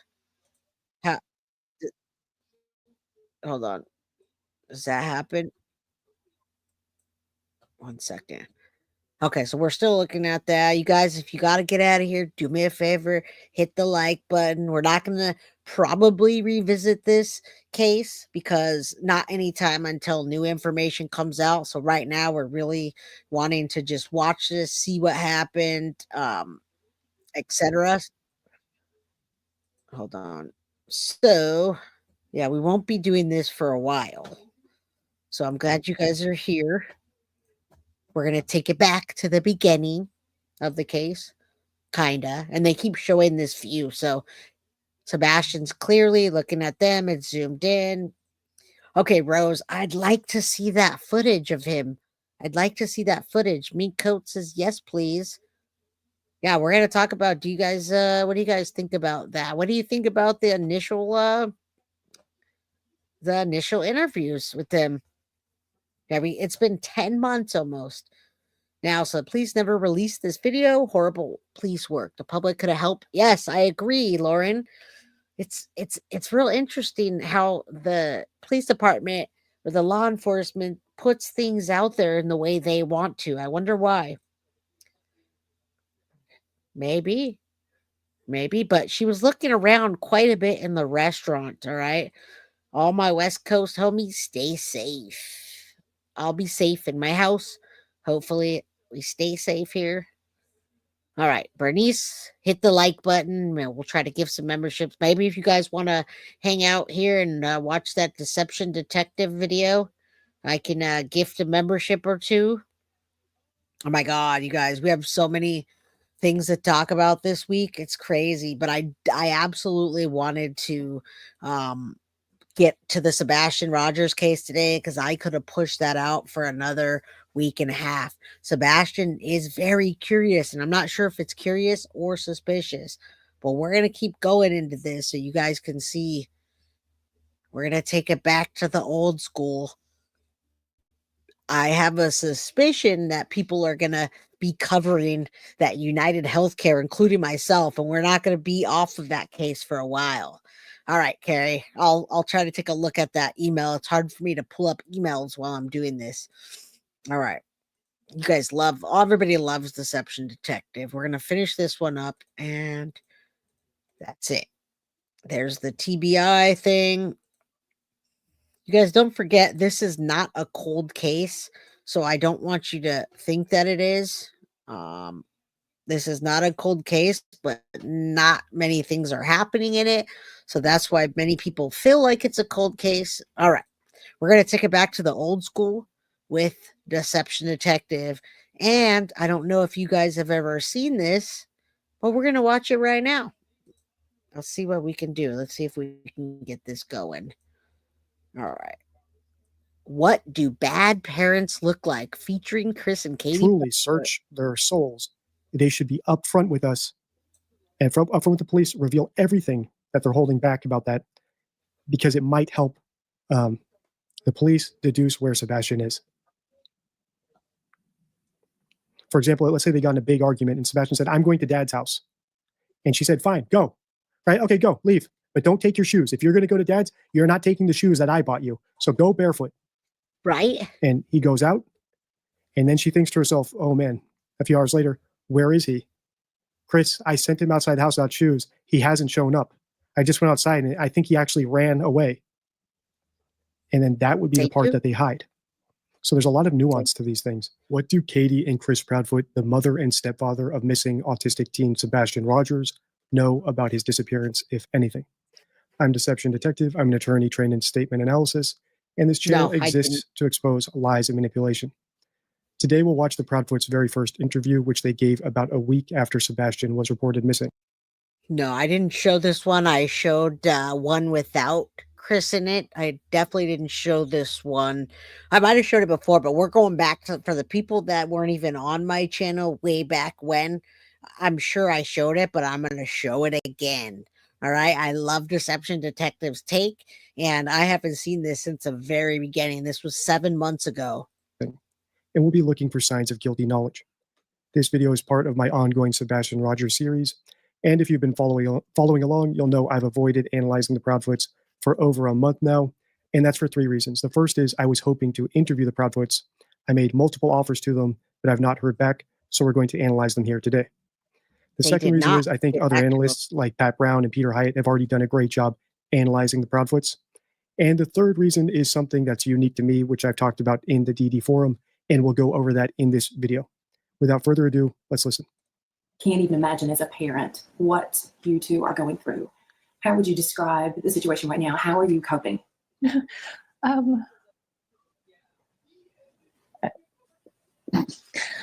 Chris, how am I coping, We're on a Chris? constant roller coaster ride of helpless and hopeless and many other emotions all in one, and it's a never-ending roller coaster. It doesn't stop. It won't stop until he walks through the door. Guys. I wouldn't wish this on anyone. Thank you. Not anyone. I know we're about keeping hope alive. I'm sure that's in there somewhere. Oh, yeah. It's gonna Always. come home. She had to tell him. One thing I don't Keep like hope with alive. interviewers is when they provide answers to the interviewee. So what we're watching now is the unedited cut of the first interview the Proudfoots did with a local news station, I think WSMV4. And it's recorded in 4 parts. So even though this one's just 5 minutes, there's like 3 other parts that we'll look at. The issue with an interviewer providing the answer to the question is that we don't hear what the parents are saying or what they would have said without that feedback. And it's important for us to hear that because there are 7 things we look for when parents of missing children get the opportunity to go onto the news or Yes. speak to a YouTuber or do an interview. I And I'll love just go over this. those here so you can bear them in mind as we listen. This is my list. You can find it in the DD forum. I've used it across multiple cases on the channel, from the McCanns to the Wells to William Tyrrell's foster parents to Jen Soto. And I've Jen not Soto. updated it in a very long time because it's so predictive. So here's what we look for. We want the parents to speak about the kid in the present tense. We want the parents to be cooperative. So if they get asked a question, they do their best to answer the question and not over answer, right? So they answer what they're asked, but they're not trying to push a narrative. Like the McCanns pushing the narrative of a kidnapping when they're asked what could have happened. Third is the parents are inconclusive. So if the parents say 100%, my kid was kidnapped without any evidence that someone broke into the house, or in this case, they say my kid walked away or ran away without any evidence that the kid did that, it's a red flag. Fourth, if the kid is missing and the parents are on TV, we can expect them to address a kidnapper. So even if they're not sure the kid was kidnapped, they don't know what actually happened. So we can expect them to at least look into the camera and say, if you have my son, Sebastian, please return him to us. We won't pursue you. Just drop him off at a police station. Fifth, we can expect parents to address the child through the camera. Since they don't know what happened to their kid, for all they know, the kid is watching. So they'll take that opportunity to speak to the kid. Sebastian, we know you're out there. If you're watching this, we love you. We're going to find you. Nope, Sixth, not the once. parents ask for help. That's the entire point of these appearances. If the parents don't ask for help, it means A, that they might know the kid is beyond any help. They might know the kid is already dead. Or it might mean they have an ulterior motive. They're not necessarily doing this interview to help find their kid. They're doing it to push a narrative, or they're doing it to clear their own name. Either way, they have some other agenda, and that's not expected if your kid is missing. And seventh, there's a call to action. So if the parents have to be prompted to say, if you see my kid, call 911, or if they have to be Or prompted to his describe their name. kid or ask for help, it means that, once again, their appearance was not about finding the kid. There was some ulterior motive, and we need to figure out what that was. All right, let's keep listening. He's going to walk through that door. All right. Pay attention to what he just said and see how it coincides with this. And hello, Graciela. How you doing? Hello, everybody. Precosent, La Maravilla. Everybody, thank you for just coming in. You get to watch this lovely interview with the parents that I think are responsible for what happened to Sebastian Rogers. And the street will be flooded again with family and relatives all waiting to hug and love him. And That boy's gonna have more friends than he knows what to do with when he comes home. So here we are, 8 days now searching for him. Walk us through that Sunday night that he went missing. So walk us through, we've got so many people who really want to know, okay, how did this happen? So kind of just walk us through that night. We were out and about that day. We were having a really good weekend. We got home. Everything was pretty normal. He was playing in his room. When I told him to go to bed, he You're did. good, Carrie. He said, "Good night, Mom. I love you." Say good night to his puppies. A little bit later, I wound up going to bed, and when I woke him up for school, he wasn't there. That's it. Done. When I woke Done. him up for Done. school, Done. he Done. wasn't there. That's an interesting statement, and lots of people have commented that on my previous videos, saying that the mom said that. And it is a strange statement, because if someone's not there, you can't wake them up for school. If she said I went into his room to wake him up for school and discovered he wasn't there, that would make more sense. So why did she say that? It could be that this story is fabricated, right? So your imagination is a lot weaker than your memories. So if you scripted a story of what you did that morning, let's say she and Chris sat down and said, okay, here's what you're going to say. You're going to say you went into his room to wake him up for school. He wasn't there. You panicked. That could explain a small mess up like that, where she says something that doesn't technically make sense. Kind of like how the McCann said, well, we went into Madeline's room and found her not there. It doesn't make sense. You don't find something that's not there. You might realize she wasn't there, or you might find an empty bed, but you don't find someone who's not there. And there's a whole analysis behind that if you want to watch my McCann's playlist. But suffice to say, that is a strange statement. I recognize it as such, but we need multiple signs of scripting before we feel more comfortable accusing people of having scripted a story. So let's keep listening, and then we'll get into that third reason why I've put off analyzing these parents for so long. All right, you guys, and now you're starting to bring back the memories of this scripted, just like Jen and Stearns. Every time it's duh, duh, duh. He did this, that happened, we did this, and here's the conclusion to it. It's just cut and dry, cut and dry. Nothing happened after that night, you guys. The Roadhouse, they came home from the Roadhouse. Nothing happened. One thing, she heard a noise, and that's it. He was gone. So what else happened in between? You didn't smell anything. There were no smells. There were no sounds. Chris didn't call you. You weren't talking about nothing else happened, huh? In between them. Very non-descriptive. Absolutely just I mean, we hear it and we see it time and time again with these parents. That's a problem when I'm looking at these guys, because I already know. So in your mind, that's usually around what time? When do you normally wake up? Around 6 o'clock? So were you instantly thinking something's wrong, or were you like, he may just be already in the shower? I took a second and walked through the house looking for him in case he'd gotten up and was trying to get breakfast or something, because he did that sometimes. About 3 minutes in, give or take, I was on the phone with my husband. I said, I can't find him. Here's another thing that we're going to notice a lot as they talk and as we go through all of their interviews. And this is because of you guys, right? So if you're part of the DD forum, I read all your posts. If you're a member of the channel, I read all your comments. If you're a subscriber, I read all your comments. And lots of people have pointed out to me the number 3. Lots of the times or locations or amounts that the Proudfoots talk about involve the number 3. And that is an important detail. And 3 is actually known as the liar's number. So I'm going to read you that card from the deception deck.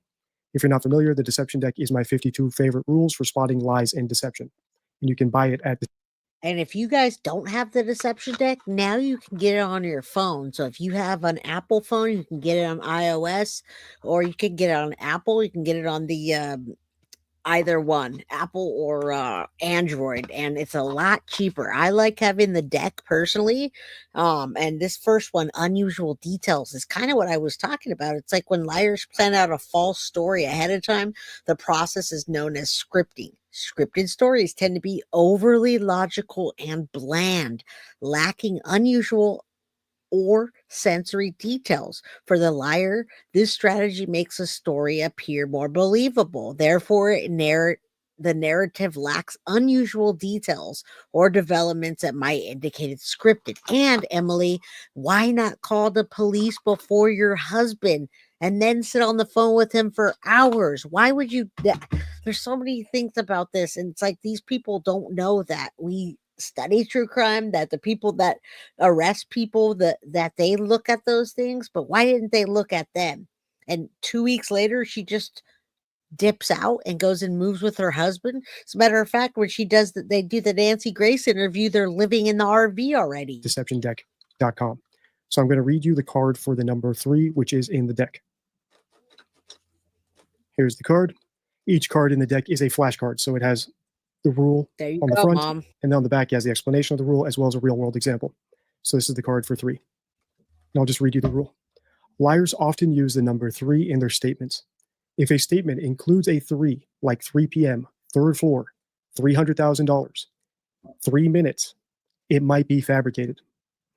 The reason why people use the number 3 is unknown. There's lots of different studies into why that happens. But for us, for our purposes, it is a human phenomenon. When people are lying or making up a story, if they need to pick a number out of thin air, they typically pick the number 3. Kind of like if people are asked their lucky number, they usually pick the number 7. So the fact that she said she was on the phone with Chris for 3 minutes or within 3 minutes, does that mean she's lying? Not necessarily, but we need to be on alert for it. So I'm going to rewind here. Let's listen again. What he's saying is she's lying. 3 minutes in, give or take, I was on the phone with my husband. I said, I can't find him. All right, so 3 minutes in, give or take, I called my husband. Does that mean she's lying? Not necessarily. It could just be she's guessing about how long it took, right? So people don't actually have to be trying to deceive you to pick the number 3, but it does tell us that she's being a little bit loose with the facts. She's not doing her best to be specific unless it literally was 3 minutes. And the way she said it sounded like it was a guesstimate. So this could either be fabricated, like she took longer to call Chris, right? Or her call with Chris was scheduled ahead of time. You know, something happened to Sebastian the night before, and she and Chris spoke, and he said, okay, at this time, you're going to call me. So she's saying, yeah, it took about 3 minutes to look for Sebastian because she wasn't actually looking for Sebastian. That's possible.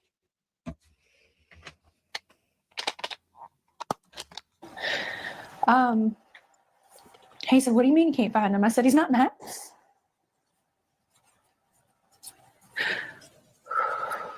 And so at that point, is that you call 911 or what's going through your mind? While we were on the phone, and I was like, is he on the other side of the bed? The normal places he may be in the house, and he wasn't. So I was like, okay, well, hold on a minute. And immediately after that, we called the sheriff's department and made the report. I ran all over the house, outside, inside. I looked in every closet. Within minutes, they were here. They responded within minutes, and here we go. So you said you were on the phone with her, so you were not home. No, ma'am. Okay. I was at work. I'm a tower crane operator, and I was working in Memphis at the St. Jude project. So it's, I have an earpiece in that talks to my phone. I have another earpiece in that does the radios. So when she was talking to me, I was like, what? I was confused. We talked about where he could possibly be, and then we went from there and led to calling the cops, and here we are now. And yes, why didn't she call Seth, being that Seth was going to take him the next week to live with him, to move with him? Why did she call Seth and say, hey, did you pick up Sebastian? Last night I heard something. I wasn't sure what I heard, but maybe you picked him up. Maybe I heard a car or a car door. Good one, I Am Too Bear. And yeah, we love you, Mink Coat. Thank you for being here. Foxy Amazon, I was about to say, Foxy, did you smoke a nice big fat 420 that's still going at 538? Love you guys. You guys are awesome. Thank you for being here. Chris is a crane operator, was in Memphis, but was he really? Within minutes, there at the home. Yes, ma'am. It was rapid fire. They had cars. They had cars from here down to the main road, as far as I could tell. So what's going through both of your minds? I mean, are we panicking? Is it this, oh, I think he's probably at a neighbor's house, or what are you thinking? My son doesn't run. He's not a runner. Aw. He's never run away. This is another Mhm. interesting statement that I've seen brought up a lot. My son doesn't run. He's not a runner. It's a very specific denial. So first of all, okay, fine. He's not a runner, but could he have walked out the door? Could he have been pushed out the door? I know that Peter Hyatt has a theory that they locked him outside as a form of punishment, and then he might have wandered off or something happened to him. That wouldn't require him to run. He could literally just be pushed out the door or walk out the door. So saying he's not a runner could be 100% true, but it doesn't mean that he wasn't put out and walked off or wandered off due to their negligence or to escape abuse. You don't have to run away to get away from an abusive parent. You can walk away. So that is an interesting thing that she brings up. And also, I've seen clips of them saying he walked out that door conclusively. Chris looks Well, mad. maybe that's true. Maybe he did walk out the door. But maybe he walked out because he was told to, or because there was a threat of punishment if he didn't step outside the door. So that could all be 100% true. The other main thing here is when they talk about him walking out the door, it's very conclusive. How do they know he wasn't kidnapped? How do they know he didn't, someone didn't knock on his window and have him come out and then close the window behind him and trick him like a predator, tricking him out of the house, kidnapping him, taking him? How do they know he went out the door and not the window, right? So they're Right? How do they know? Maybe Katie and him got into a fight. She said, "Get out of here, Mom. I don't even have my shoes on. I don't care. I'm fed up with your nonsense. I just came in here. You're making these loud noises. I'm trying to sleep and just get out, get out. I don't care." And then guess what? You tell your kid to get out of the house, and the next day you find out they never came back. Ooh, you're in trouble. I just have to come back to she's the mom. She's the last person to see him ever on this planet that we know of. She is responsible. Yeah, Chris doesn't seem like he wants to be there. And Katie, I don't know what she just smoked. She could be referring to the phenomenon of eloping that occurs with some autistic people. The fact that they were on the phone for 3 hours at night is sus. 3 hours is how long it takes him to get back. And still, never any neighbors with the ring cams. Remember, they're out in the cuts, kind of, right? We haven't heard anything about it. He looks like a petulant toddler. You guys are funny. Or Foxy, there you're is some funny. conclusiveness here that is concerning. Now, obviously, we're only 4 minutes into an interview, but I'm pointing all these things out because these should add up over time. If we see them fail, all 7 of these things on our checklist, we can place more chips on our bet that they know what happened to him. Way before. I would have never. Yes. I don't know why. Yes, and yes. I don't know why he walked out that door. How Once do you again, know I he don't walked why out he the walked door? out the door. How do you know he walked But out how the does she door? know if he walked out? The question should be, I don't know what happened to him. That's She doesn't good. know Good. why he walked out the door. But she does know if he walked out the door. And this is where Peter Hyatt and Pat Brown's analysis makes a lot of sense to me. And I recommend subscribing to their channels. I've recommended both of them in my member section for a very long time because I think they do great work. I personally have put off analyzing these parents myself, however, because of the way that I approach true crime and the sort of Bayesian thinking that I do. So let's wrap up this first segment, and then I'll go over that and how I think about these things, and also how you can use Bayesian thinking as a tool to make better decisions when you're analyzing suspects, but also just better decisions. And if your children are ever missing, don't do this. Now, let's hope the children are ever missing, but where do authorities think Sebastian is and what happened to him? That's a good question. Now, we just went over that. There's no new updates. They have a reward. TBI flyer, coffee addict states he was last seen near Beach High School in the area of Stafford Court on February 26th. I think if Katie was actually the last to see him, the date would be February 25th in their home on the flyer. That's interesting. That's very interesting on that because every interview that you hear, she was the last person with him. How did he make it down there? Who saw him? Where did they see him? I wish, you guys. I wish. This guy looks like he's so irritated, Chris, and she can't look straight at anybody. In general, in your own life. I mean, he's a good kid. He's not a mischievous child by any means. Who said but that? There's Why would answers you to say questions that that? have no answers, or questions with no answers right now that we are searching for desperately. And We just don't have that. What you think back, and there might have been a reason he was possibly upset or something outside that could have enticed him to go outside. Was there anything that came to mind? We've been combing over that day and even the weeks before he left, and I haven't been able to figure it out. He's totally that just morning like he was Jen. laughing, he was joking. Everyone we were around that day agreed that he was in a good mood. He was behaving. Notice how the constant question they have is why he walked out. That's what they're saying they don't know. They're not saying they don't know whether or not he walked out. So I think it's safe to Why? assume they know for a fact that he walked out that front door. And the With no question is, of shoes. course, did he walk out because he wanted to be a teen runaway, or because he was being abused, or because he was pushed outside as a form of punishment? I think that's what this all boils down to at this point, because they seem certain that he walked out the door. Now, could they be hoaxing? Could they be saying that he went out that door because they did something else to him and they want us to believe he walked out the door? Yes. But the fact that they're slipping up by saying that they know he went out, they just don't know why, seems to indicate that they're trying to hide the fact that they know for sure he went out the door. behaving. To make more sense if we'd been fighting. Thank you. Or you've been in trouble, but he hasn't been in trouble. What? You weren't even there. Hey, What do you mean? The Are you million dollar sure? question: why did he go? And the other $1 million question is how. What about social media? Is there anything that, anyone he could have contacted? I understand he was somewhat of a gamer, or what was he? There was a video game he loved, right? Minecraft. Right. He loves Minecraft. The game that he has is not online. He has the Switch.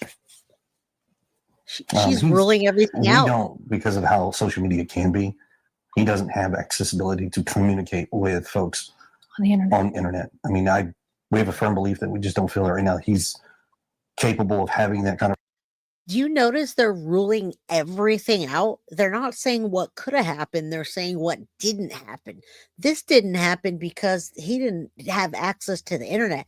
This didn't happen because he wasn't a bad kid, but yet they were going to send him to boarding school, and they were sending him to Seth's house because they were worried about him maybe abusing the stepdaughter. There's only conclusions here, but there's no suppositions. They're not saying maybe last time I heard a sound, he walked out the door. They're not leaving any room for story on their part to say, yeah, sus, because they know Emily Jane just became a new member of Guilty of Crime. Thank you. Mwah. Thank you. Awesome. Thank you guys are amazing. Thank you guys for being here with me today, covering the Sebastian Rogers case. I haven't covered this in a while because there was nothing but just drama to the case. But with the new footage, I thought we need to take a look at it again and keep his name out there.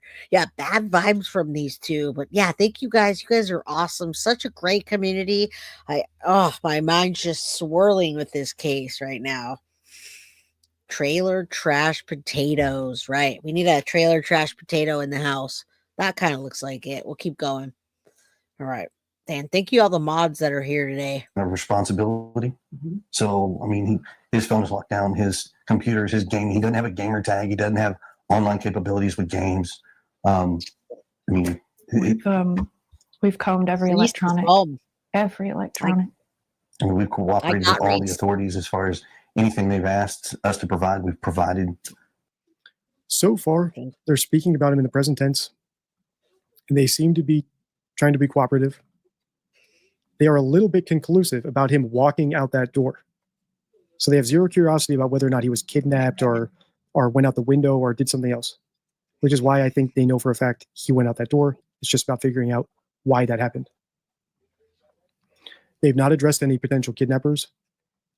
They've not addressed him through the camera yet. They've not asked for help, and they've not done any sort of call to action yet. And that might just be because they think this portion of the interview is background. But I think the actual interview that was shown on the news was clipped from this. And still just don't have any answers. Did he have any friends that could have possibly contacted him in some way on his phone? All his friends at school have been questioned to my knowledge, and none of them knew anything. So this big question mark. He's vanished. Yes, ma'am. Done. End of story. Why? We don't know. All right. So let's talk too about the relationship involved, because there the biological Yes. father is very much involved in Sebastian's life as well. Yes, ma'am. Yeah. Very So much. why didn't you call him? And how would you describe? If you've not followed along on this series, I have analyzed the biological father, Seth Rogers, in my video, How to Tell Innocent from Guilty. We analyzed him along these exact same criteria, and he came out squeaky clean. Describe As that a relationship, vet. the two of them, and the four of you. It's relatively good. I mean, we talk regularly. He talks to his son on a regular basis, sees him on a regular basis. He's involved in school and therapy. And I mean, he doesn't have any extracurricular activities, but I can tell you now, if he did, his dad would be in the front row. What are you laughing about? I mean, two different households, and the communication between the three of us is great. I mean, yes, we're just like every parent. We all have our disagreements, but in the end, we come together as a team and we work and we come up with solutions that as we best see fit. I mean, I'm almost in contact with him almost daily. Yeah, no, that's not true. Let's talk about Sebastian. Look at the Tell me blinking. His about blink. Sebastian. How would you describe him? Sweet, stubborn. He loves to help. He loves running, and he loves to play his games and his fidgets and Uno. Lord, that's one of his favorite games right now. Favorite color is green. Does he love music? Oh, He loves music. an eclectic taste. Probably. An eclectic. I mean, from as everybody knows, Eye of the Tiger to Eddie Vedder. Oh yeah. So we got Pearl Jam on one hand, we've got Survivor on the other over here, we've got Taylor Swift, and He's got a big crush on her. Does that annoy you, Chris? Country rock. I feel like that no, annoys them. we don't allow the hip hop. Well, he doesn't really Well, I get say into it rap and anyways. things. You mentioned he loved running. So did he love the outdoors at all? I mean, would something outside that was somewhat outdoorsy be? So Chris says Yes, that they they don't allow are. hip hop. He also said that the phone was locked down, no internet. say So they that. seem like strict parents. They sound like they get isolate annoyed. him or pull him outdoors? He loves, like, when we were in California and the school had this lap thing to gain money. It was a fundraiser, and every year he was, I did this many laps. I did this many laps. I mean, I've got T-shirts where they would write on his back every time the kids went around. They'd mark a mark on the back, and they'd keep running. And he just had marks all the way across his back. Right?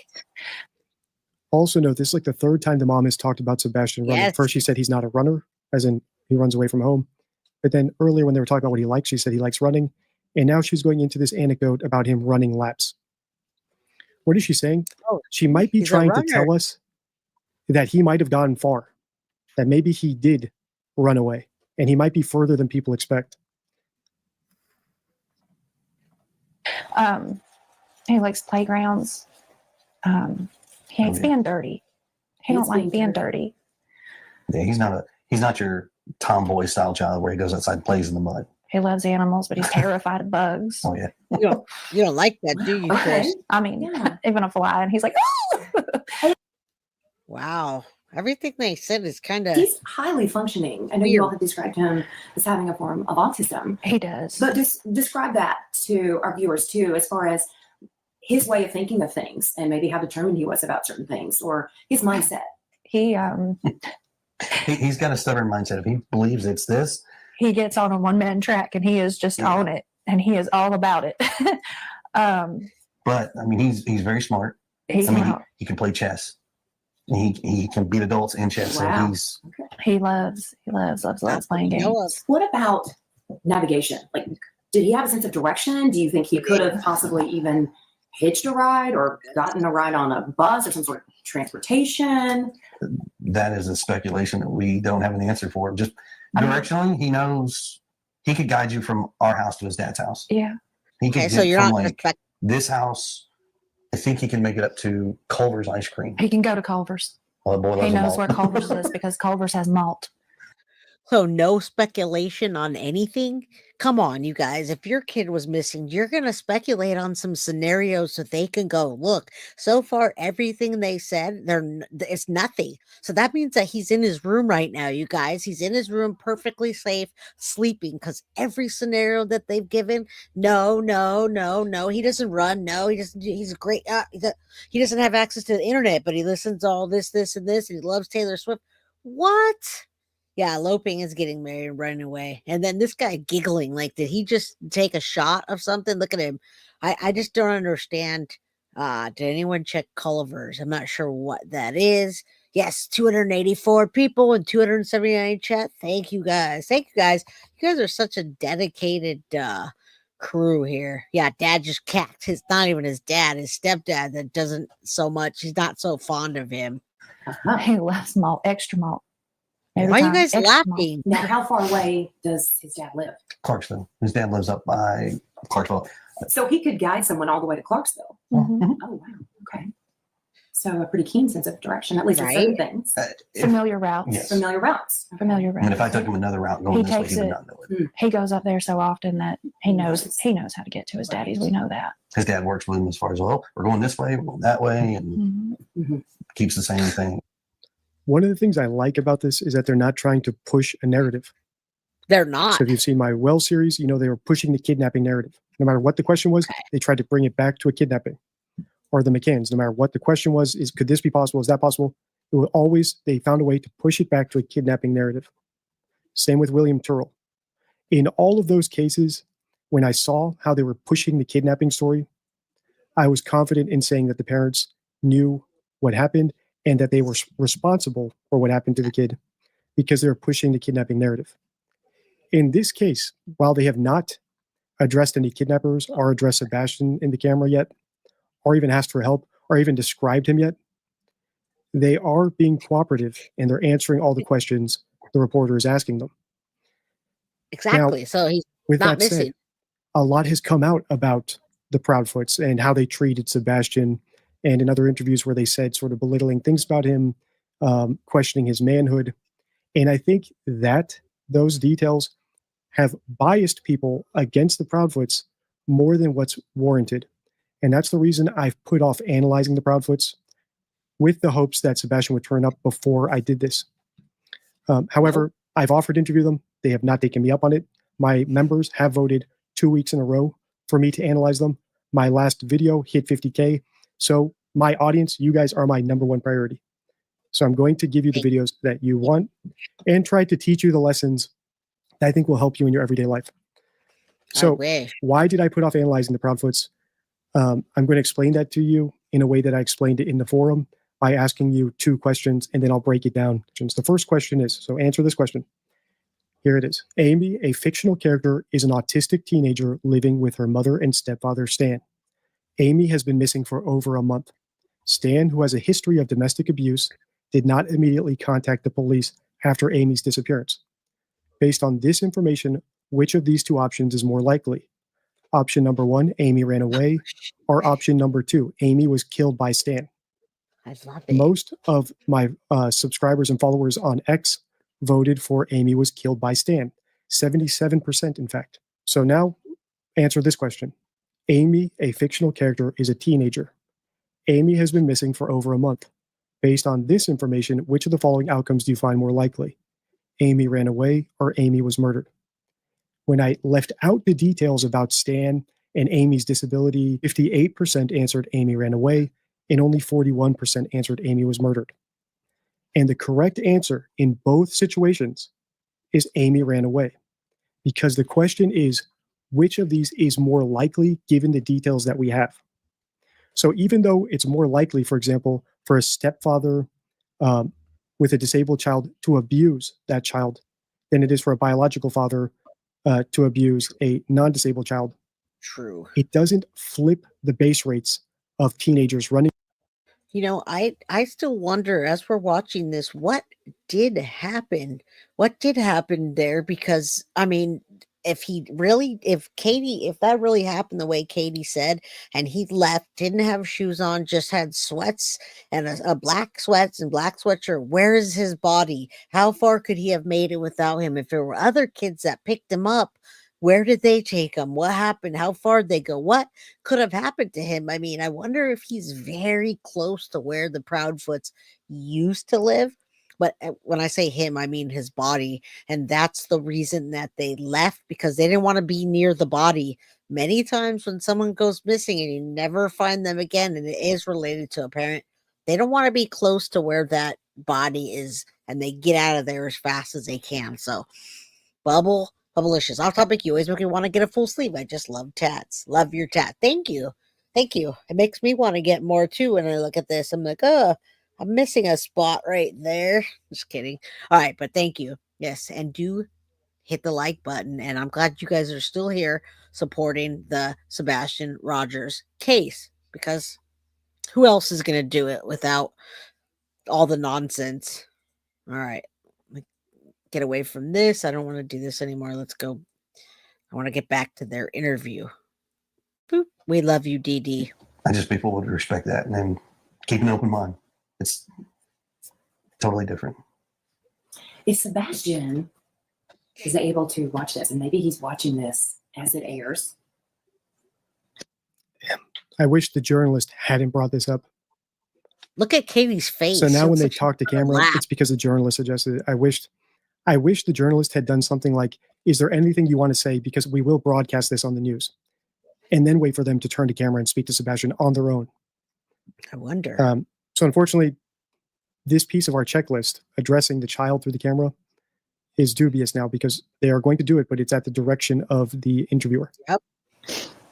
And if he is, what do you want to say to Sebastian? What do you want him to hear from you right now? Oh gosh, that we love you so much and we want you to come home and you're not in trouble. Why would he be in trouble? I guarantee never you he is loved. She And said he trust me, didn't run the open away. arms are waiting for him to come home. From every parent to every family members to So notice how Chris doesn't include himself there, though, right? The open arms, passive. The open arms are waiting for him, not my open arms. So do I think Chris had a great relationship with Sebastian? No. No. Could the relationship have been so bad and so abusive and so strict that Sebastian ran away? Yes. In fact, could the relationship have been so bad that it could amount to abuse? It's possible. Yep. But these are Yep. not looking like parents who killed their Right kid there. and are now trying to push a hoax about him running away. It's looking more like parents who were extremely strict on their kid and either compelled him to run away or suggested he run away. And now that you guys say Letitia, so Letitia Stout, it's interesting because I see the fake tears. I see the fakeness in Chris. I can see how he wants to be angry or upset, but he's talking himself into not, because he's on the camera. But I also see these people in an RV that could have easily put Sebastian's body in there and then went and traveled and dumped it anywhere, you guys. The TBI let them do that. The TBI let them take off a mere 2 weeks later and just, bye guys, we're out of here. Where's Sebastian? His body could be anywhere. It could be anywhere by now, especially they have that dang RV that they could have stashed him and took off. That reminds me of Letitia Stout or Letitia. Yeah, weird. He wasn't even in trouble, but that means is he not missing? Because everything's been off the table so far. Tam, I'm so glad that we're welcoming. We love you guys. We love the crime crew. We're all fam here. That's why. And when we get back to that United Healthcare case, be in for a treat, you guys. And let's be cool because everyone has different sides to it. Oh my God, it's swirling in my head, that case. All right. What's up, Faith and Repentance? Good to see you. Yeah, he was always angry at him. TBI, I don't know. Well, where's Sebastian? And are okay with him running away. Something along those lines. And just like the Summer Wells case, we need to narrow it down over time. This is just the first interview of theirs I'm analyzing. With Summer Wells, we came up with a very, very sad conclusion for what I think actually happened based on the interviews. Here, hopefully, we come to a more positive conclusion that Sebastian ran away and has been hiding somewhere and is going to reemerge. Right. to probably everyone in the community. But there's no malice that we just want our boy home. That needs you. Did anyone say there was malice? Chris? That mama's heart. I know it's daddy's too, but I feel like there's always that extra special bond. Can you walk us through what you're thinking right now? I just want my baby to be okay. Of course. I don't know where he's at.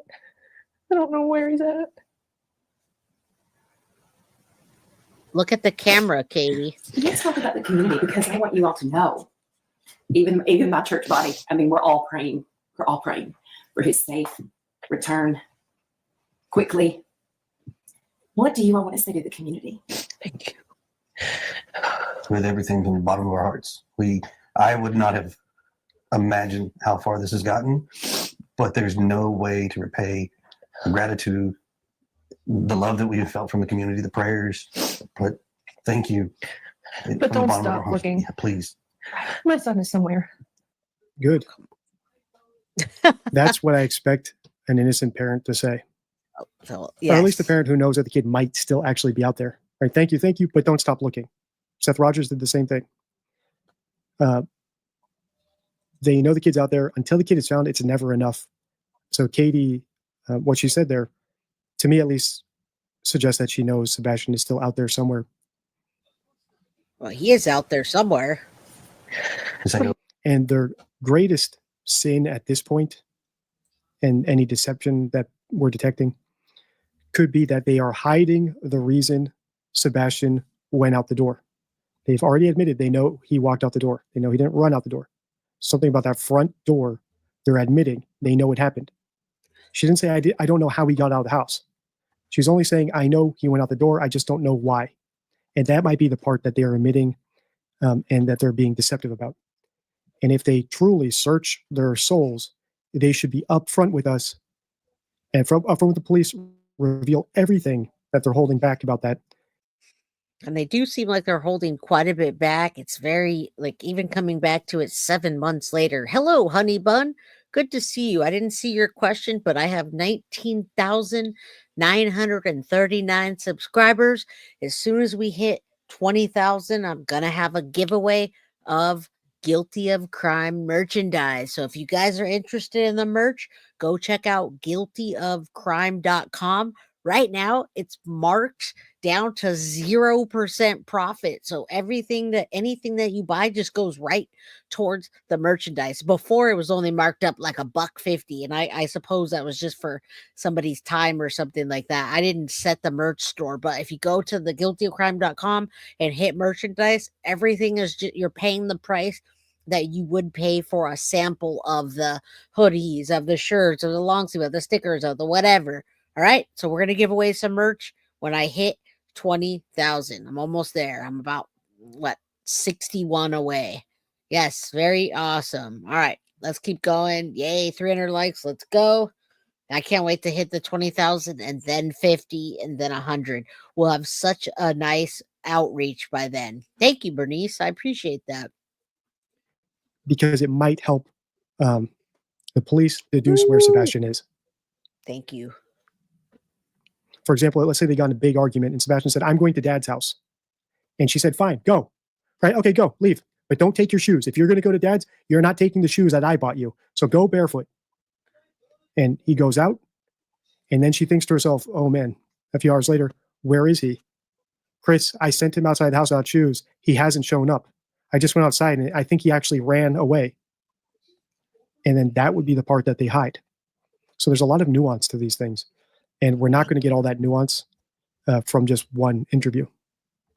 They go until he's home. All right, let's watch the last part of this now. Thank you, guys. Let's mention the search itself, because we know thousands of miles have basically been traced and retraced. We've got hundreds. We've got volunteers. We've got law enforcement from within the state, outside of the state. I mean, do you feel like they're doing as much as they can? I mean, you all have been right there in the front seat, seeing everything that's underway. As far as I know, they're doing everything. Anything and everything has been an option. They have brought in assets and resources from various counties, potentially other states. I mean, I don't know how much more they could do, but we're grateful for everything they have done. They're amazing, but they still have. Another thing they constantly talk about from clips I've seen is other states, right? People from other states are helping. I was in another state working. That could be a little bit of leakage that they might at the back of their mind think Sebastian has run away to another state. Like he's gone very far. They could have taken his body very far. They will.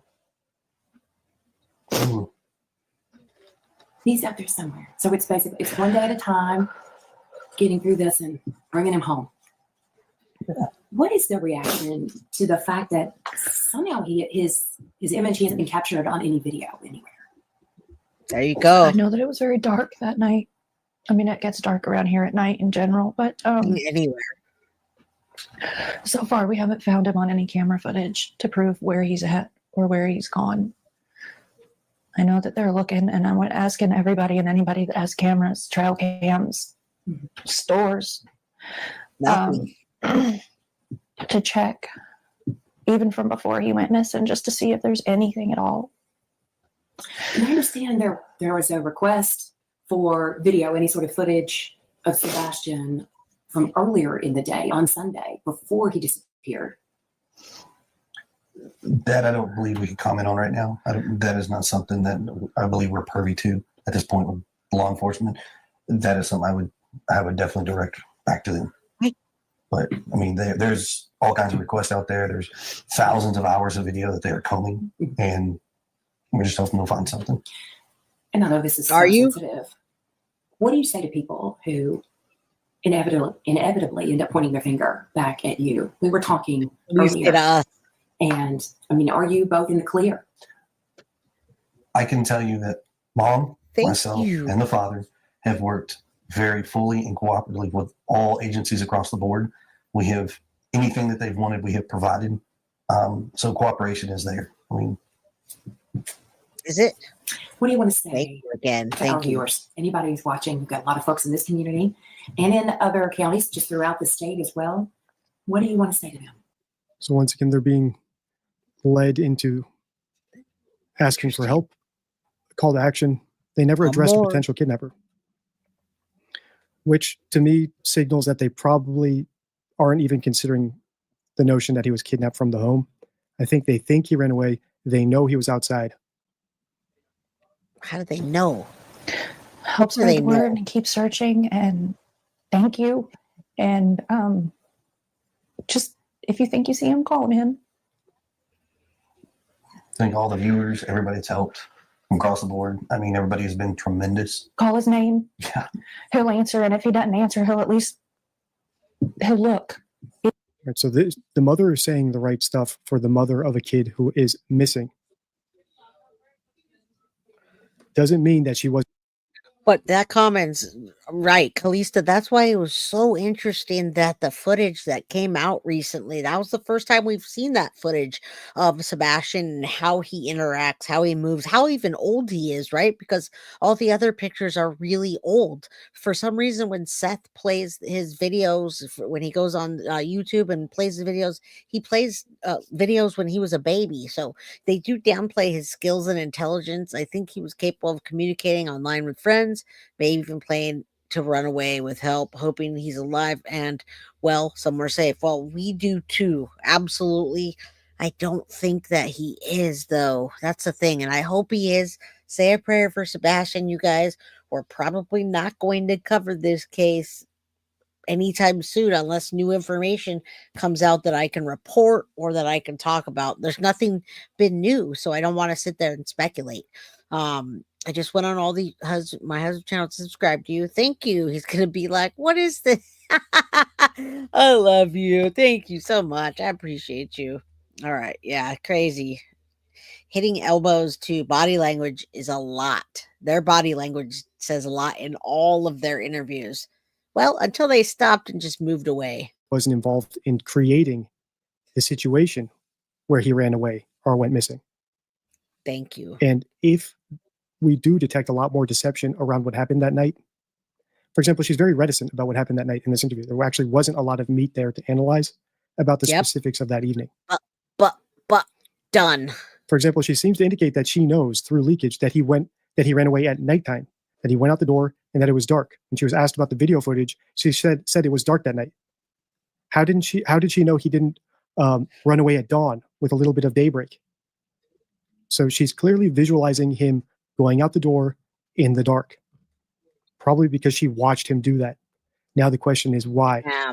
Was he forced to? Was he encouraged to? Even if he's not being verbal at the moment, because he can talk, but sometimes he don't talk. What do you mean he can? See, the way they make him sound like he's just not, like he just can't communicate. He looked, we didn't hear him communicate in the video, but he looked like he communicated just fine. Well, you guys are still alive. Stupid conference call. Yeah, because we put Deception Detective on so we can watch these people again one more time once we won't hear it for a while. But man, just absolutely, I can't with these parents. Call his name. Tell him to stay put. He could be on the move, so keep checking your properties. Yes. The search is never over until he comes home. That is for He's so sure. smart. But thank you for everything that everybody has done, has volunteered, the continuous efforts. I mean, it's like I said, I've never seen something to this magnitude before. Our community is amazing. We're all praying, hoping, and searching for Sebastian. So that's the end of that interview. If you want me to continue the series and analyze the next All right. And we do continue the series. You remember Chris Proudfoot goes off later on. Remember, he's starting to get drunk and belligerent. And you guys can go back and watch other Sebastian if you guys, just want to, because the new stuff that's coming out is a bit more weak. It's a lot of assumption, which is kind of what we had to do today. But, that brings a point to Katie. I see some of your comments here. You're talking about locks and security, etc. Maybe Katie did get in a fight with him that night and said, "Get out of here. You don't need to get anything." And something happened to him, but she's just not saying that part. Maybe that part that she stopped saying was thud.